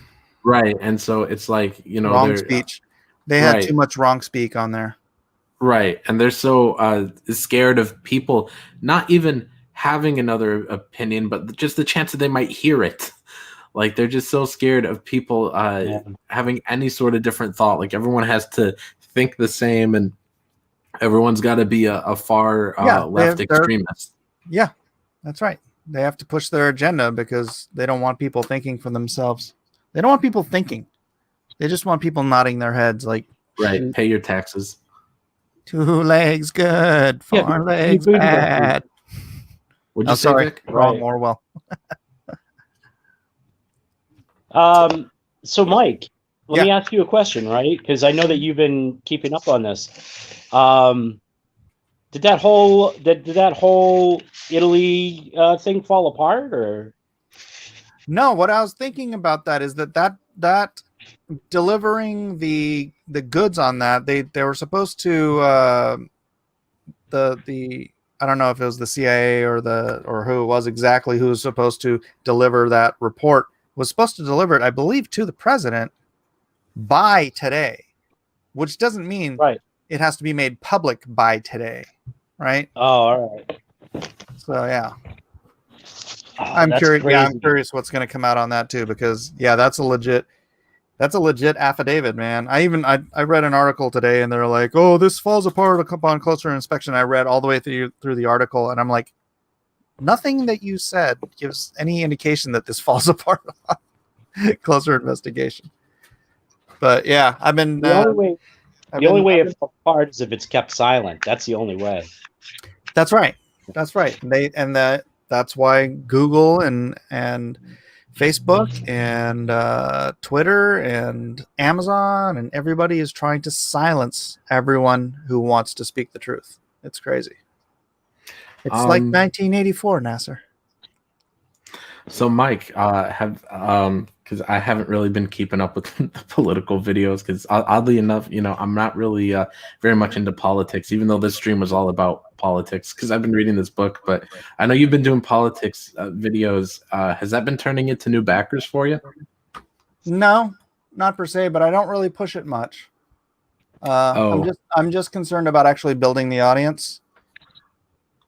So gotcha. I don't want to monetize. I don't want to try to monetize my audience first. I want to try to build my audience first, which I'm just copying what Doug's doing, because Doug's doing phenomenally well.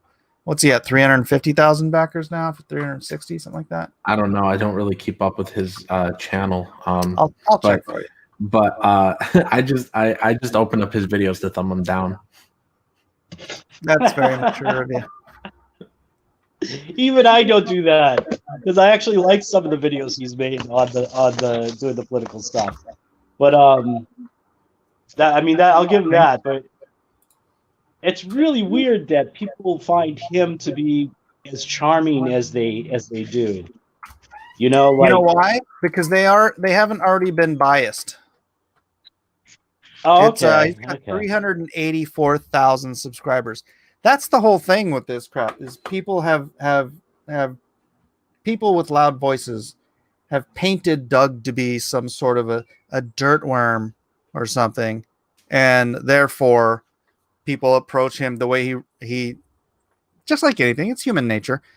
You're automatically going to be irritated or dislike whatever it is, but to average, obviously, by looking at his incredible growth in the month, he's gained 384. No, wait, he started at 15,000 subs. So in a month, he's gained 370,000 subscribers, because he isn't everything that all those people are saying, because he is. That's Doug, dude. I've known Doug for years. Which will all mean nothing in a month from now when they pull his channel. You know? I said it'll all be nothing when they yank his channel. You know, it's entirely possible. Although he can translate that to whatever. Because look, if that happens, if they start yanking everybody's channels, then one of these other platforms is gonna just blow up with conservatives, and Doug will go there, and so will the audience. I know. FaZe and Cassie says no tapeworm Doug, and says Doug still doesn't wash his hands after doing it. That's true. That's true. I had a bad personal experience with Doug, so that tainted me on him. But I've been trying to like move past that as much as I can, give him a little leeway, you know. But Oh yeah, I've had bad personal experiences with a whole freaking crap ton of people. In case you haven't noticed, and I forgive and move on. I don't care. Anyways, Sauce's watch Mr. Obvious and Nemology 101, Tim Pool, Newsmax, and OAN. None of those sound appealing. Memology is, dude, he's quick, he's concise. It's like he only does like 2-minute long videos, and but it's so dead on, you know. And the guy lives like in Guatemala, I think. But he is so on the pulse of politics across the world. It's insane. He's really good. I highly recommend you watch him. Yeah, I'm good. Sauce says you have to separate politics Doug and CG Doug. Isn't that the same Doug? It's all just Doug. Gigadeath says Doug proves that axiom that a sucker is born every minute. Yeah. Man, I tried to watch a couple of his videos though, and they were just nothing burgers. He was like, Trump is still gonna win, and then it's just like nothing. It's just like Doug just saying, yeah, he could still win, and he just gives no evidence, and he's just being boring. Well, he only does one point at a time on his videos, which is one of the things that he's explaining that it's short attention span theater, right? No, most people don't want to come on Twitter or come on YouTube to watch 4-hour live streams, right? But you can get clearly 1 million people to watch a 3-minute video with 1 point. Yeah. I feel like his videos had 0 points. You said you only watched 2 of them. Yeah, but All still, right, well, that sounds like a very informed opinion. Whatever. Justin I just crossed 12,000 subs on mine. Congrats. On political channel. After it's been a week today that they started going up. Pretty cool. Yeah. I see that's the difference. Like with your videos, Mike, I think you're a lot more informative, and I find them more engaging as far as like actually looking at what you're talking about. Like Doug doesn't really look too much at what he's talking about, but what Doug does have is Doug is pulling some sources that other people aren't using. So he has some content that other people haven't seen, you know, unless they're getting like the Epoch News and things like that. So that's kind of like the edge that I think Doug has. But your videos are much more entertaining and engaging, I feel. Oh, thank you. Appreciate that. I try to be, and I try to be I try to be right. I don't want to talk about rumors and innuendo and crap like that. So I try to make sure my stuff isn't bull crap. So not saying that Doug does. I'm just saying that's wait, but so is it official that you like lost that bet with that dude with like I think it was $1,000 or $1,000 commission or something? It's not official because I doubled it. It was actually a $2,000 bet, and then I doubled it. So actually, Oof. I didn't double it. He said, "Do you want to go triple or nothing?" And I said, and then before I could answer, he said, "I'll even give you odds." He said, "I'll bet you 4,000 cash against $3,000 in commissions." And I'm like, "Let's do it." But it's I have 40 days after the inauguration day, because I believe if something happens post inauguration day, it'll be like a 40 days of testing type of thing.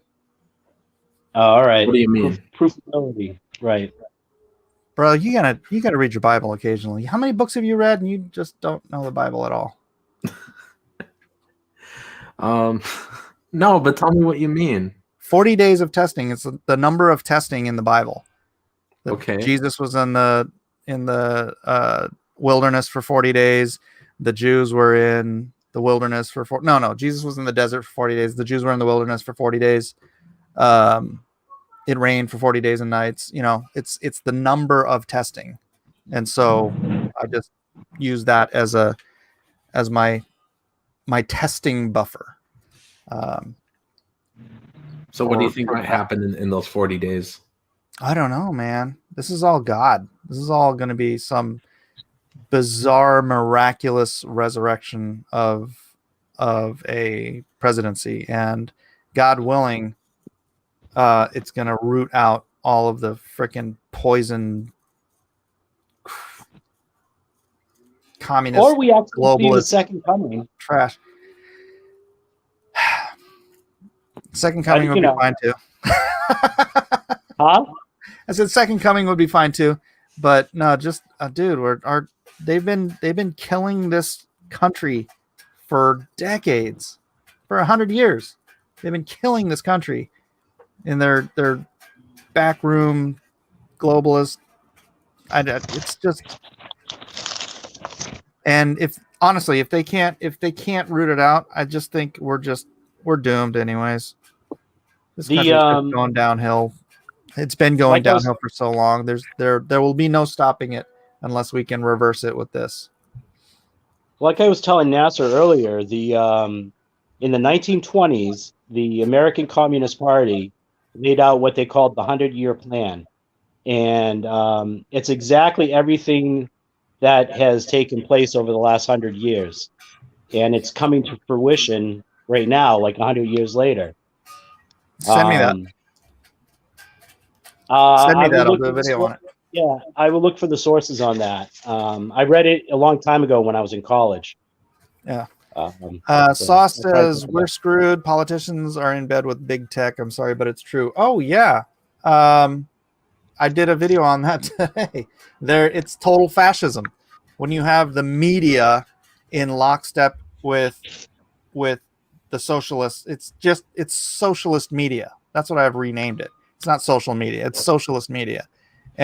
But it is fascism. I was even reading what Mussolini and Hitler did on a video I did today about just that, Sauce. Vazen Cassie says, what if it's just that Mike gets suspended from social media for 40 days? Yeah. Well, what if it is? What I if could see it. That you get suspended for 40 days, could see it. Well, what if it is? 40, what about it? 40 peaceful days. Yeah, right. What is that noise?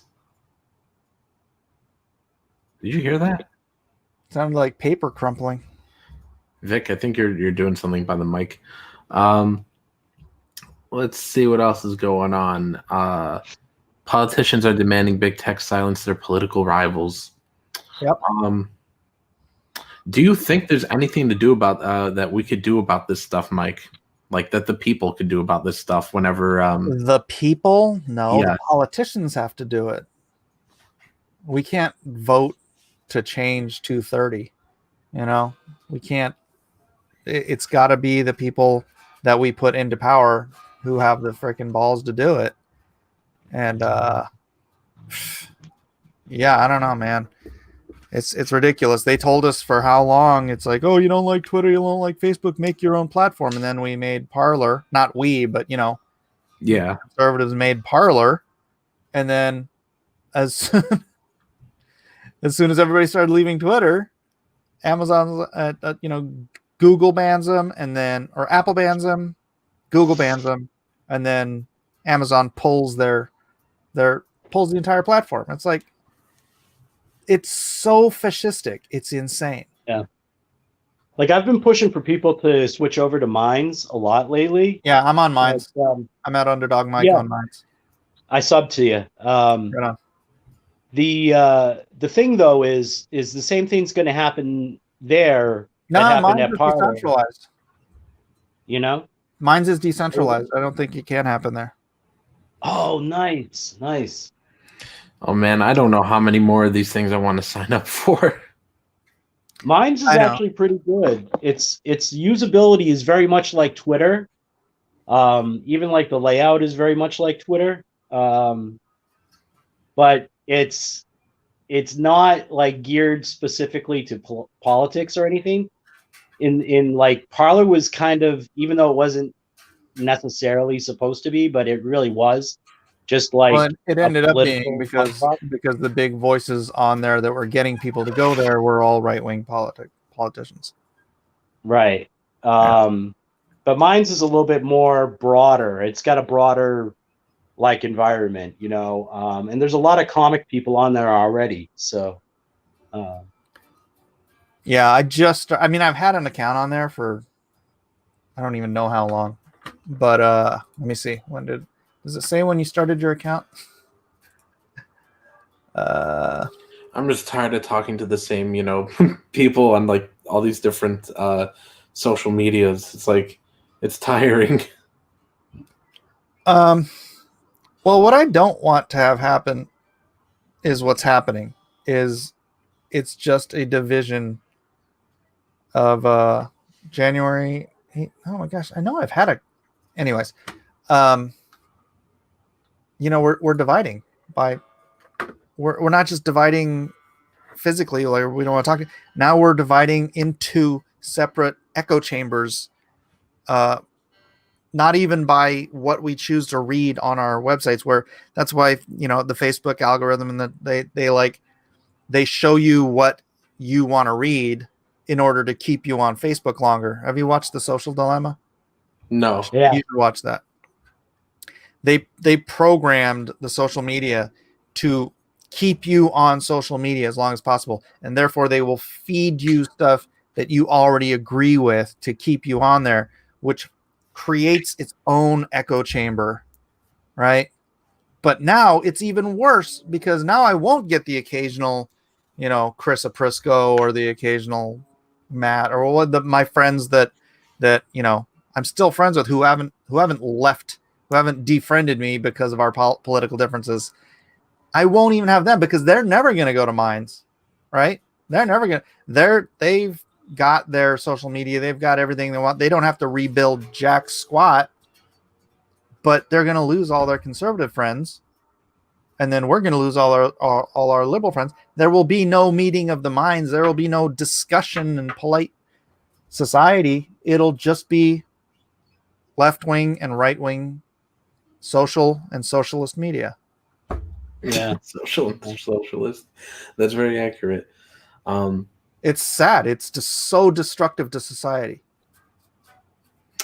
Yeah, man. Like, it's like, that's the thing is like, not many people are going to migrate to all the alternative social medias. And then it's like, we've got like stuff to promote. And like, I see everybody saying like, oh, you got to delete Twitter, delete Facebook, delete everything. And it's just like, I mean, I get it, but it's like for me, like I'm gonna stay on no matter what because like you're not political, and if you think that's gonna help you, promote, then just be on both. Yeah, I mean, I am/was on Parler if it ever comes back, but like I don't. Everybody's like, you gotta sign up for Minds, you gotta sign up for Gab, you gotta sign up for. There's other ones too, I think, and it's like. At least like 3 alternative ones with Parler, Gab, and Minds. Everyone's like, you got to get on all these alternatives. Dude, I can't freaking get Gab to work. I don't know what the deal is. Is it not Gab.com? Gab, is it Gab something else? The thing with Gabs and mine, not Minds, but Gabs and Parler is they're not. You have if you're an artist on there, you have to be careful about what you post. Because they will pull down pictures that they feel are too risque. So that includes like scantily clad comic book heroines, and any what they deem to be nudity or depictions of women in a sexualized context. Mm-hmm. So that's that's. If you're mindful of that, you could still utilize those platforms, but I don't find them to be very art friendly in that regards. That's one of the more liberal. That's one of the more liberal areas that where I'm more liberal than conservative. Because I believe in free speech. obviously up to the That's point not of liberal. That's criminality. libertarian.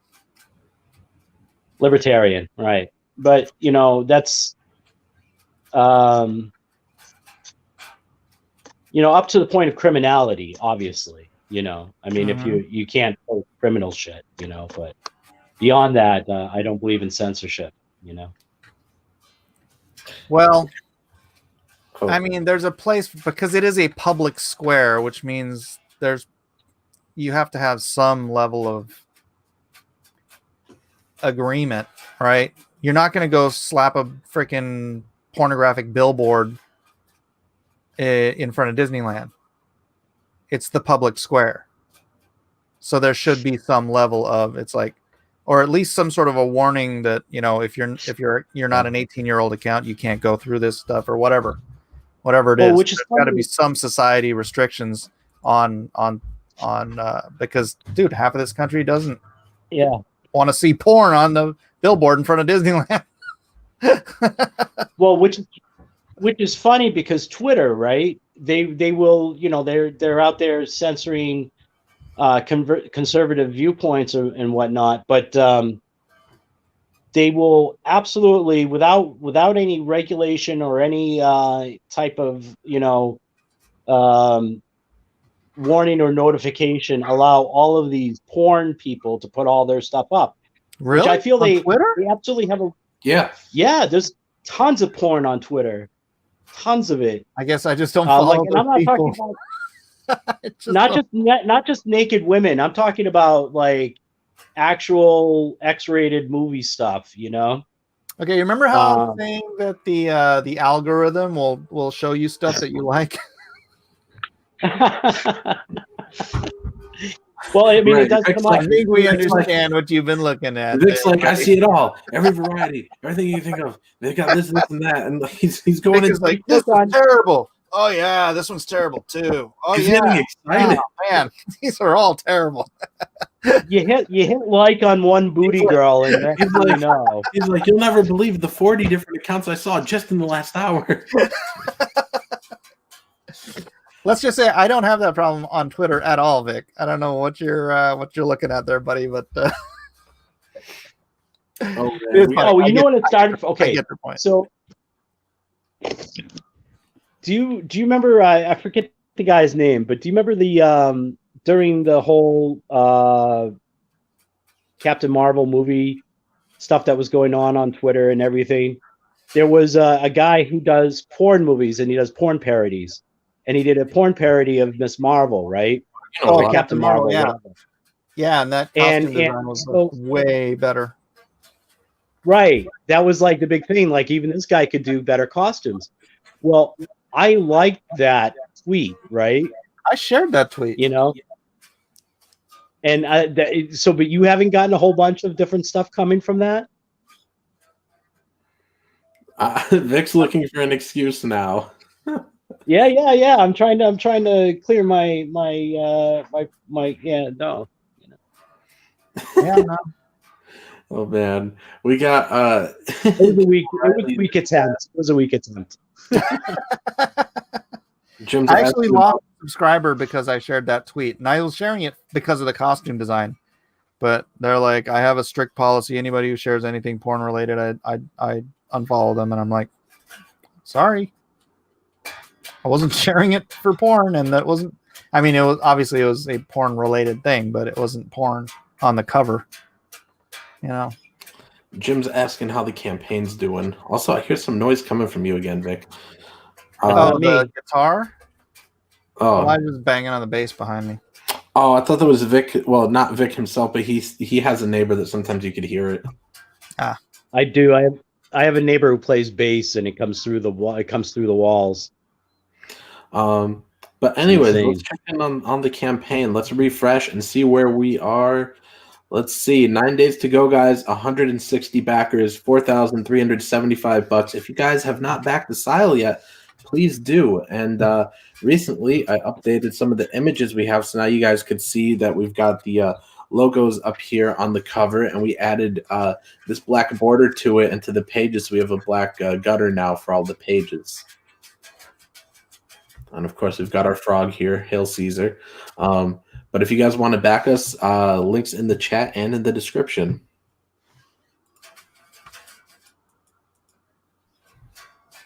Let's see. Oh, we got Malin in the chat. Malin, you have the link if you want to come on. He says that the crash is coming. Sell. Oh, I think he's referring to Bitcoin. No, the crash is coming. The crash is here. Or the crash was a few hours ago anyways. Tell us about the crash. I don't know anything about it.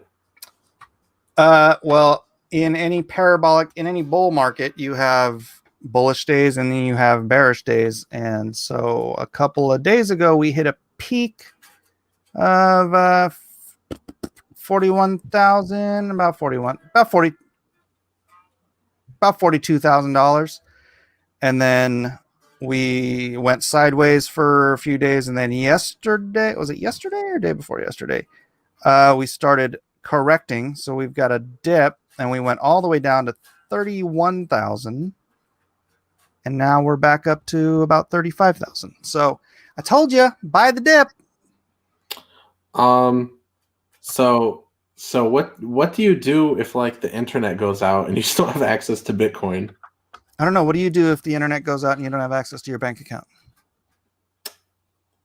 But I have a debit card I could use. Is there anything like that for Bitcoin? Oh, you mean, yeah, I can access the phone on my phone. Here, let's say you don't have a phone. Let's say you don't have a credit card. But I do have There's one. also a block card. Yeah. You can get the block card. I can get it. I can get crypto cards. I can get there's crypto credit card access stuff if I wanted to deal with that. But right now I don't. I will eventually. Malin Militia. Malin says, ahoy, chat. Malin, get on the stream. Jim says, don't invest in Bitcoin. Invest in the companies that will produce the credit cards once blockchain technology goes global. Blockchain technology is global, Jim. But yeah, Coinbase is, first of all, they are creating their own crypto credit card. And then it'll be, I think it's going to be Visa or MasterCard. I don't know, one of those. But they are also going to be going public this year. So yeah, if you don't want to invest in crypto directly, invest in Coinbase. It'll be like investing in crypto because that's their business. But I got to tell you, that's the thing that scares me is the attachment to MasterCard or Visa. You know, like that's like kind of taking some of the problem from the old system and bringing it into the new. And that's something I see as being a mistake. As far as I know, it acts sort of like you know how PayPal acts, where you can get a PayPal credit card or PayPal debit card. You can either have PayPal credit if you have a credit account on your PayPal, or you can have PayPal as a debit card. The transaction, if it's not the debit, the transaction of the credit is a separate thing, and then if you want to pay it with your balance, you have to do that manually.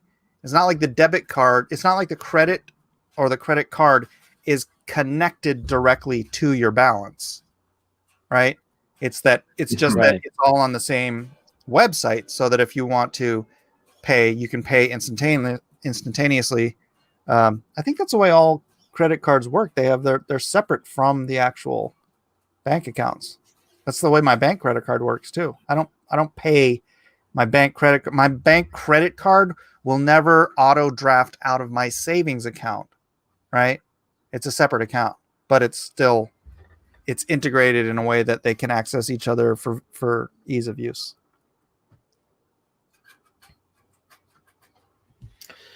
Sauce says, Mike, do you just hold on to Bitcoin or do you trade back and forth with, how do you say this? Ethereum? Oh, Ethereum? no, I have plenty of Bitcoin. I have plenty of Ethereum, and I don't day trade. When I do buy new stuff, I just buy smaller altcoins. I'm good. Do you invest in silver at all, Mike? I got this one. But besides that one?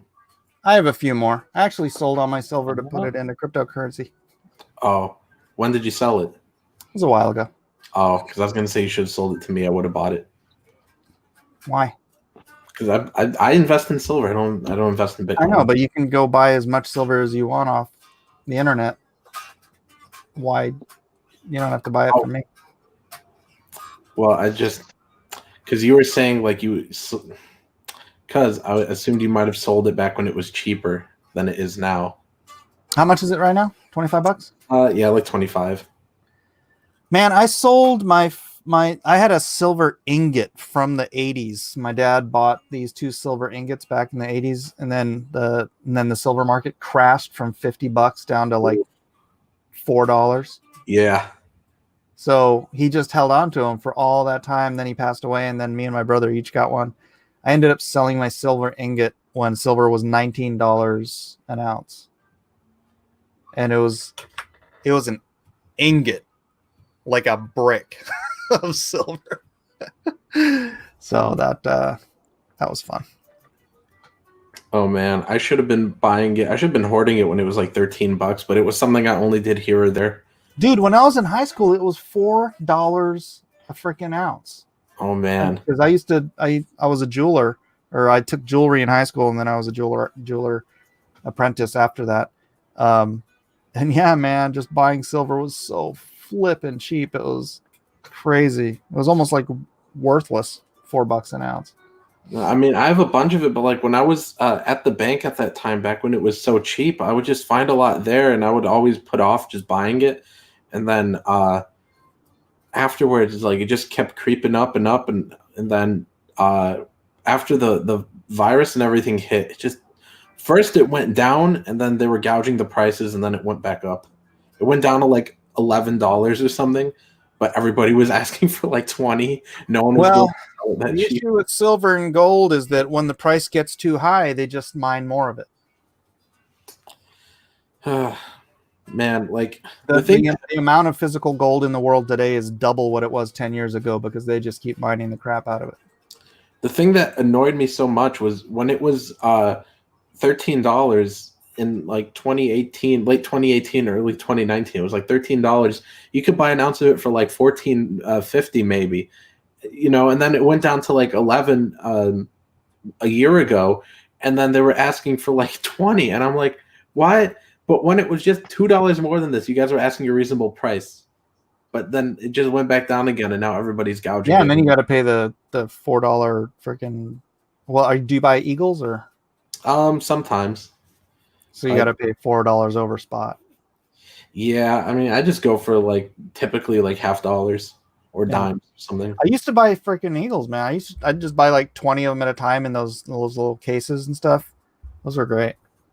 I'll get back into it. I do like precious metals. I'd rather be invested in something that's going to go crazy in the next 12 months. Yeah. You know what's funny? I remember in the 90s at my comic book shop having similar investment discussions around comic book titles, those were good. But you know what? The comic book market never really reached the $1 trillion mark.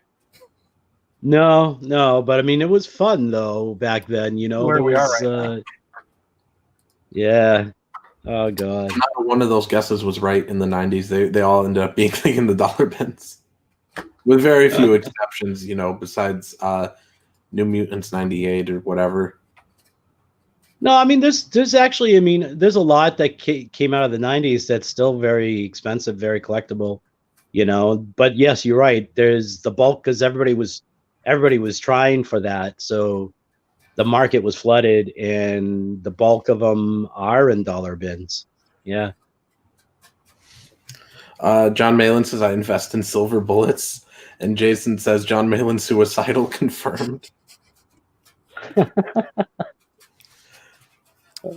Yeah, Sauce says they can't make more precious metals. No, they just mine them.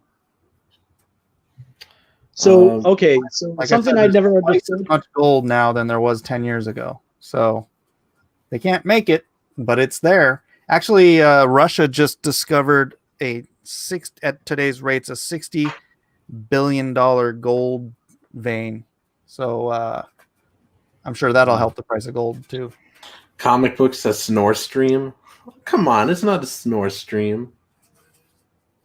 He So wants us tell to us- argue tell who would us- win, Superman or Hulk. Superman. Oh, Right. It's kind of Yeah. a stupid argument. He just flies him into the sun. Bye. Bye, Hulk. No more Hulk.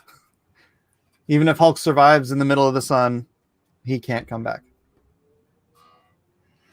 Yeah, it's Superman, hands down. What do you think, Vic?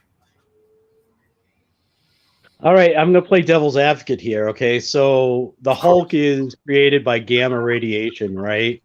So we don't know the type of gamma radiation that the Hulk was created from and how that would react in regards to being placed inside the super hot molten core of a sun. You know, with the radiation, how would those radiations mix?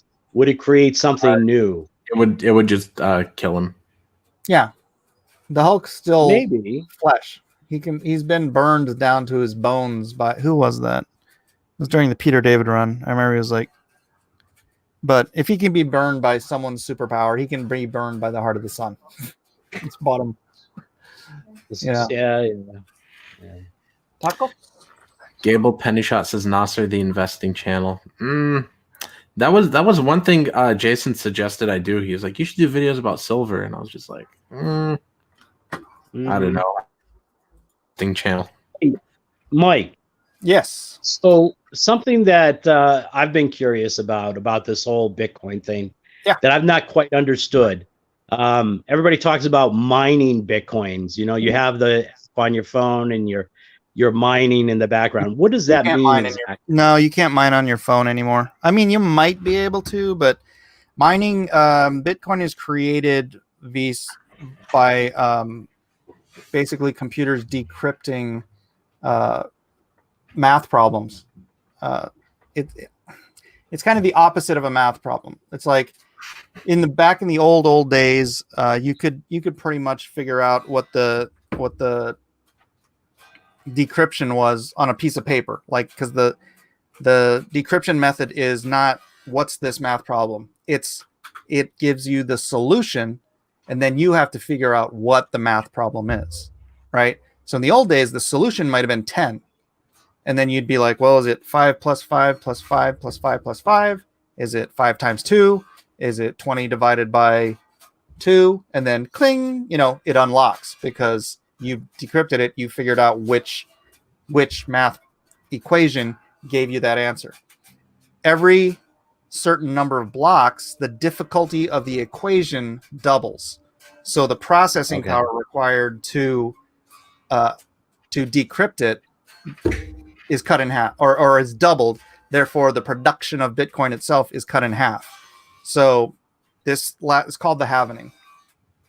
But that's what the process is. That's why every computer that is running what's called a node on the Bitcoin blockchain is decrypting the information to be put onto the blockchain. And then once each block of information is full, it is entered into the blockchain and then linked to every other block that's been on there. And that's why it's called a blockchain. It's a chain of blocks of information that goes back to 11 years.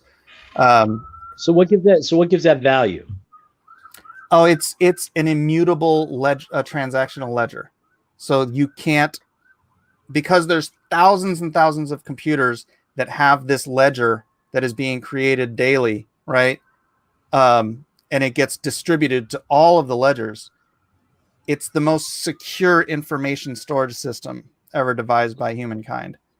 And so, like Microsoft is using blockchains or actual Bitcoin's blockchain for some security protocols because of, like I said, it's the most secure ledger on earth. So it's essentially immutable, unchangeable, unhackable. People can say they can hack it, but they can't. It's like, remember, what was it, 2 years ago? Target got hacked and they got like 3 million people's credit card information. Yeah, that was a couple years ago. Yeah, I remember that. That was a singular source of information, right? You can hack that. You can break into it. You can change stuff. whatever you want. But blockchain is not like that. You can't.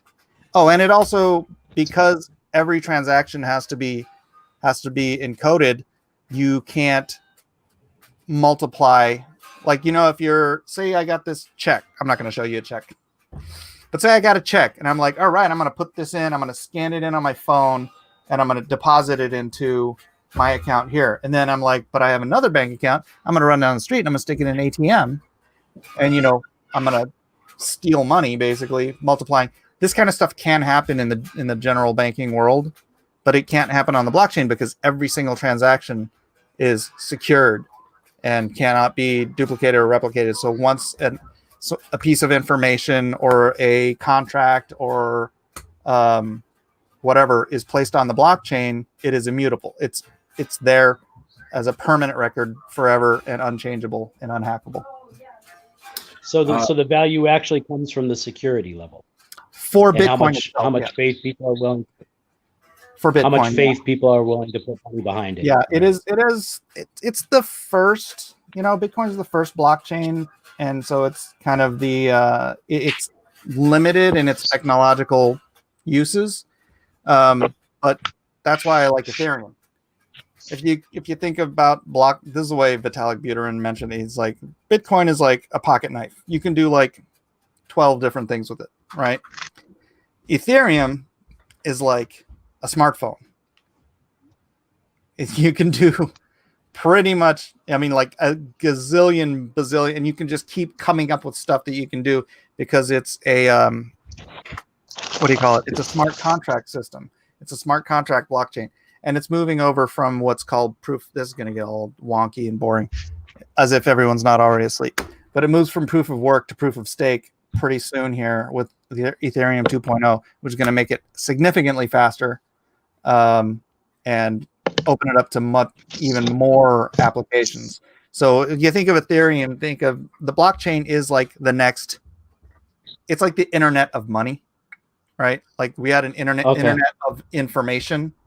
And now we're going to have an internet of money. And so 98% of the, what's it called? The word escapes me. Anyways, most businesses that are building their businesses on the blockchain are doing it on Ethereum. Probably about 80 to 90% of the businesses that are building it. So essentially what I tell people when I say, what is Ethereum? I say, it's basically, if you want to boil it down, it's the Amazon of blockchain.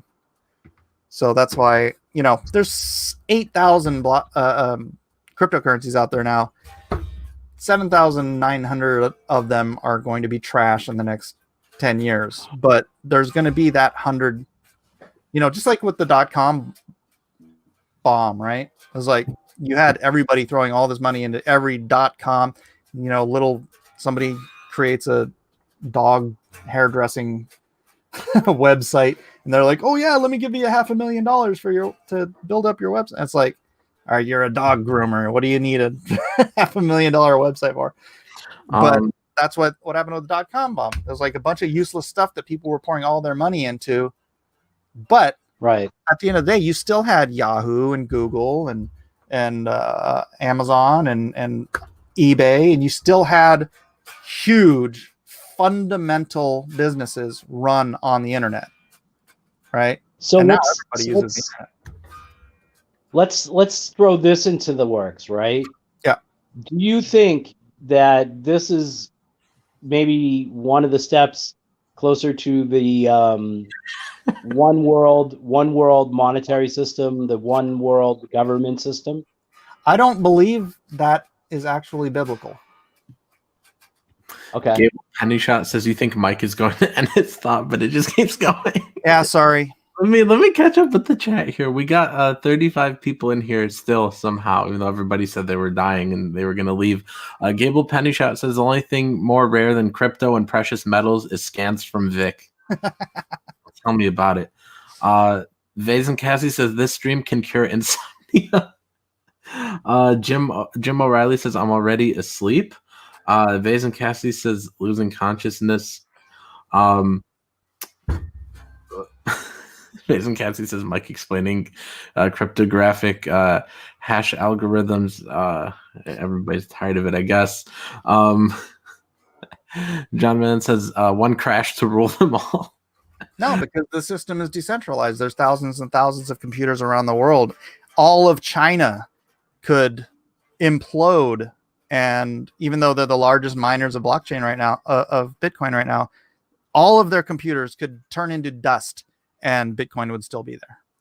Eric and Boyd sent a super sticker, so I'm going to go to the other tab now so we could take a look at it. And look, it's a snoozing emoji. How can you? Oh, okay. All right. Let's see. Dilla says this is the worst topic for a horror live stream I ever heard. Oh boy. Let's see. Oh, Dillard says goodbye. People are actually saying goodbye in the chat. There's been a few of them. Very polite. Very polite of them. They're still here though. Eric N. Boyd says, admittedly, all this is above my comprehension. Yeah, sorry. I've been studying this stuff for like almost 4 years now, so I probably have. It's hard to just kind of squeeze it down into a couple of minutes of explanation. Mason Kathy says Mike makes my head hurt. Bye. John Malin says he's spiraling. Catcher So White says John could save us if he wanted to. That's true. Malin could have saved us a long time ago. Hey, it's the last night for Lone Star, Mind of the Monster. You want to talk comic books? John Malin says look down and whisper no. Oh man, he's not gonna come save. Oh man, and Gable Penny Shot says Malin's next campaign will give out Wolfcoin for every backer. Okay, let me get your campaign opened up here. Let's see, Lone Star. Go. You didn't do improbis. You said at least I know a little bit more about cryptocurrency. Good for you, man. I'll throw you a link if you want to. If you want to go join Coinbase and get yourself some crypto, there's the link right there. No, don't you guys dare click on that link. Do it. Do it. No, there it is. If you guys want to get crypto, I guess. I'm not going to do it though. Fine, don't. Get based. I'm not going to tell you how much money I have invested in cryptocurrency, but I'll tell you that I went about almost 100%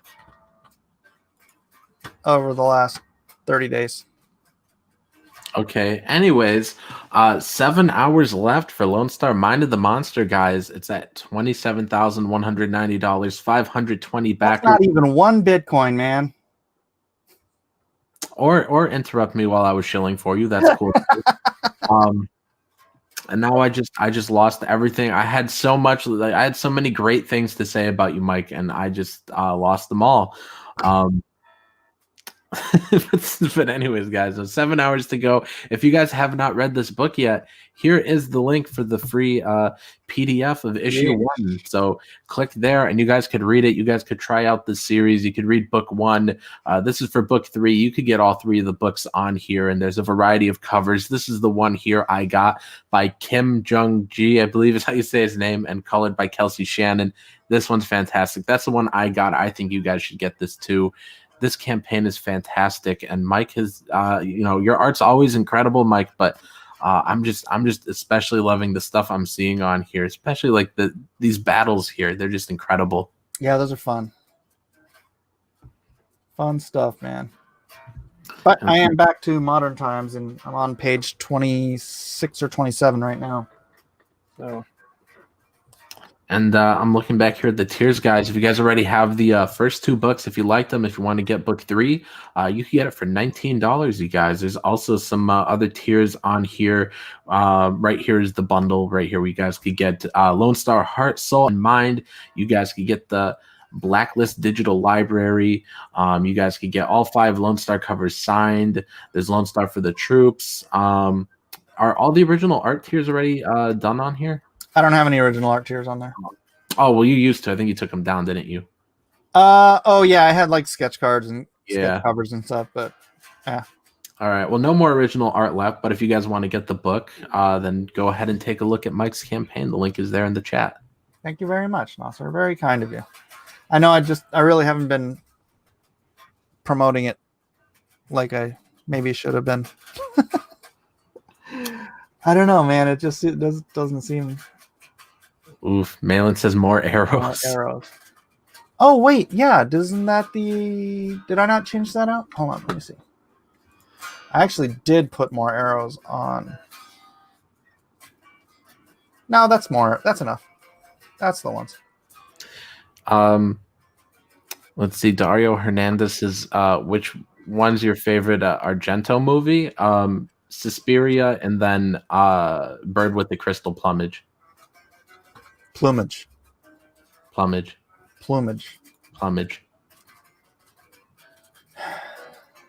Have you seen it, Mike? No, I know how to pronounce plumage. It's plumage. It's Vic? not plumage. Vic, how do you say it? It's plumage. It's plumage. Plumage. Chat. Just like Asail is azul. Put a 1 for plumage, 2 for plumage. 1 if I'm right, 2 if Mike's right.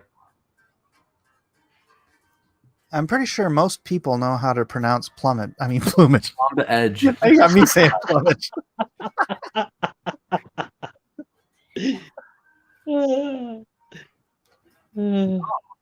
No. Oh man, people are saying. Oh, but there's a 1. There's a 1.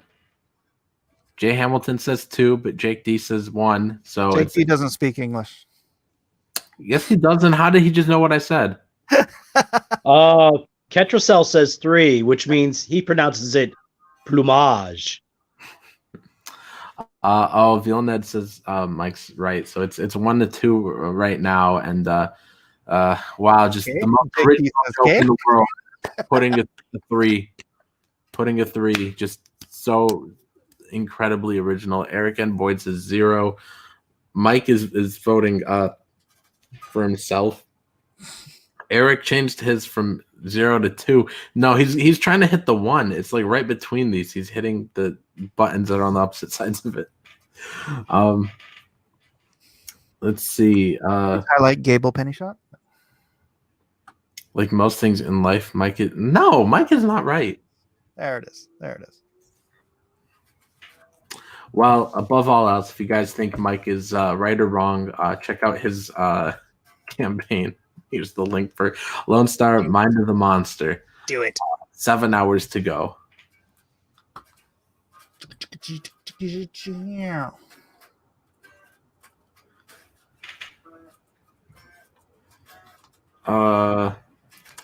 Jim says Doug T voted 2. I don't see him in the chat. Let's see. Have you not blocked him? No. He blocked me. Because he's a little girl. Vic, I think you didn't like the way you were licking Ethan's toes. Bro, I didn't lick anybody's toes on that stream. Bruh. Bro, you can go watch it.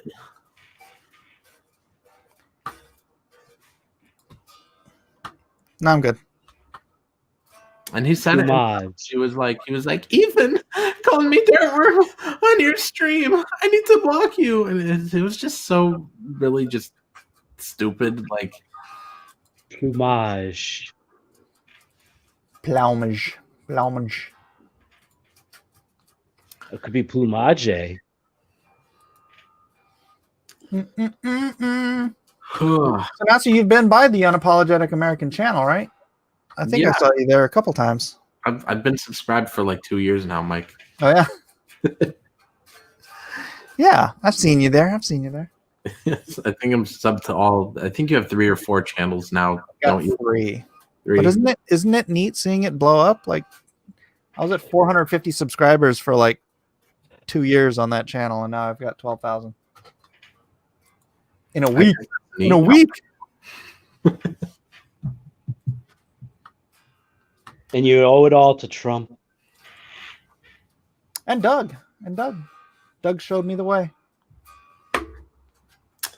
Or you could have listened to Ethan and done this a long time ago. No, he told me not to talk about politics. No, he told you to talk about Game of Thrones.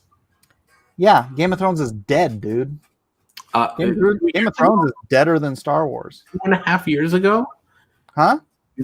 Like 2.5 years ago when you started doing YouTube, you could have. Yeah, I was doing I did an intro and everything. I started doing Game of Thrones content and never got any traction, so I stopped.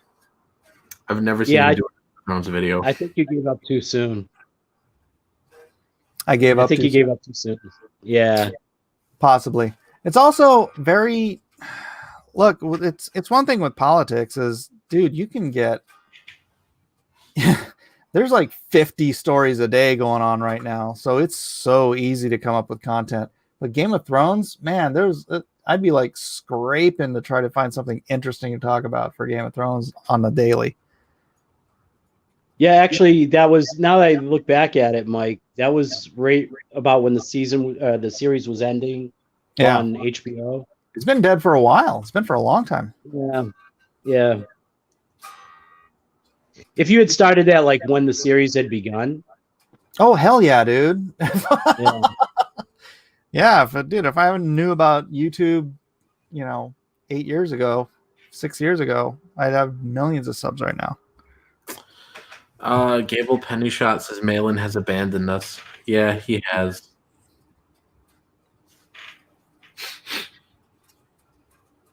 I want Malin to do a political channel, says Jim O'Reilly. I don't want anyone to do a political channel. It's important. Vilned says that's how Gary blew up, talking about how bad the last season of Game of Thrones was. Yeah, there's several people who blew up bashing the last season. It's just like bashing. So that's the thing, though. I only started really hating it about halfway through the last season. So I would have just caught the very, very tail end if I was doing outrage culture, this all sucks type content. But then it would have been like done, because after it was over, everyone was just done with Game of Thrones. All the Game of Thrones channels, their freaking viewership dropped to nothing. I mean, like Order the Green Hand, I'm friends with those guys. Man, they used to get crazy views on their live streams, and now it's like 150 people, 200 people maybe. Dude, I had 640 people on my live stream the other night. That's from 1 week of being on. I mean, at one time. It's got over 16,000 views, that live stream from Saturday. I hope it keeps up. I do too. I saw a slowdown because I didn't stream anything on Sunday, and I should have had something up there, or I didn't make any videos for Sunday. And I remember that from a long time ago, different people saying, if you do, you have to do it every day, because if you miss a day, then the algorithm just like you fall off the algorithm, right? It's like you have to catch another wave. But I'm still getting decent views. Just like my highest viewed video today is 1.9 thousand views so far. But like last week, again, Saturday it was 16,000 for that one. But yeah, I'd get like 19,000 views on the other one. It depends. I just need to keep up. So I'm going to start making sure I have stuff recorded for Sundays from now on.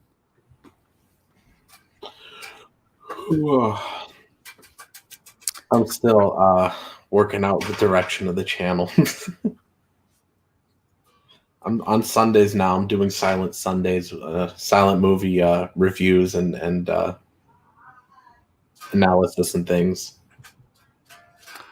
Gable Pennyshot says, Mike, do you shoot a bunch of videos in a row and then release them sporadically, or do you shoot and post as you go? I shoot and post. As I go.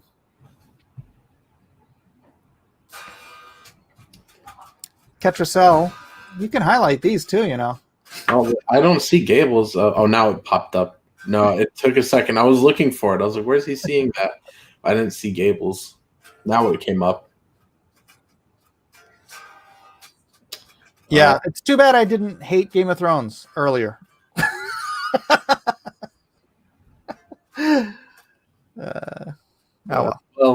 Well, with your campaign closing in 7 hours or so, do you think you're gonna do a stream and try to show to all the new people?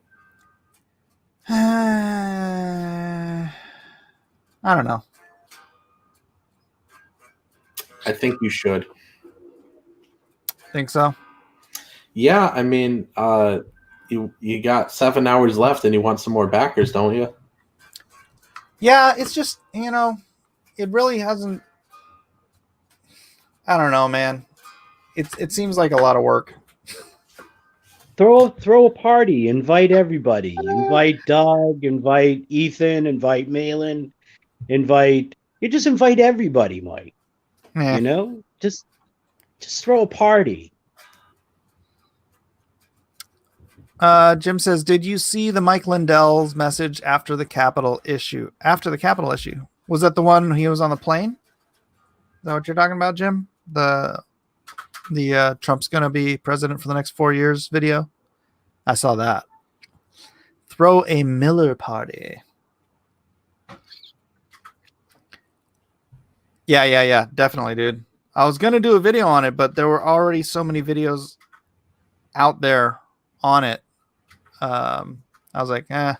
And then Doug does one on it, and he gets like freaking crazy. I don't even remember how many he got. He got so many bloody views on that video. I'm like, shoot, I should have done a video on it.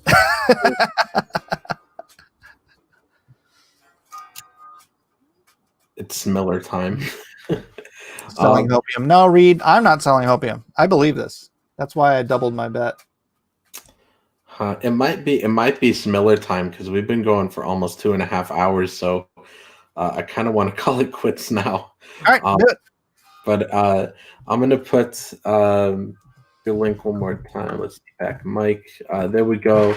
There's the link for Lone Star, guys. It ends in 7 hours. And let me get the Asile link one more time. Here we go. Asile. There we go. So if you guys want to back us, there are the links. Jim O'Reilly says, never too late, Mike. For what? It's Smiller time. Throw that party, Mike. Oh. I don't know. I might. It's maybe. I'll think about it. But all right. anyway, that's the best I can ask. Anyways, 31 people in here, guys. Hit the thumbs up, thumbs down, whichever one you prefer. And Mike, are you gonna stream now after this? No, not right now. Oh, well. Are you gonna go live sometime before the campaign ends in the next few hours? I'm sure I will. All right, then everybody keep an eye on Mike's 3 whole channels, so that way you know if he goes live. And let's see, Gable Pennyshot says, now I need to find a new stream to pester. I guess so. But anyways, guys, thank you all for tuning in and have a great day. Any more words?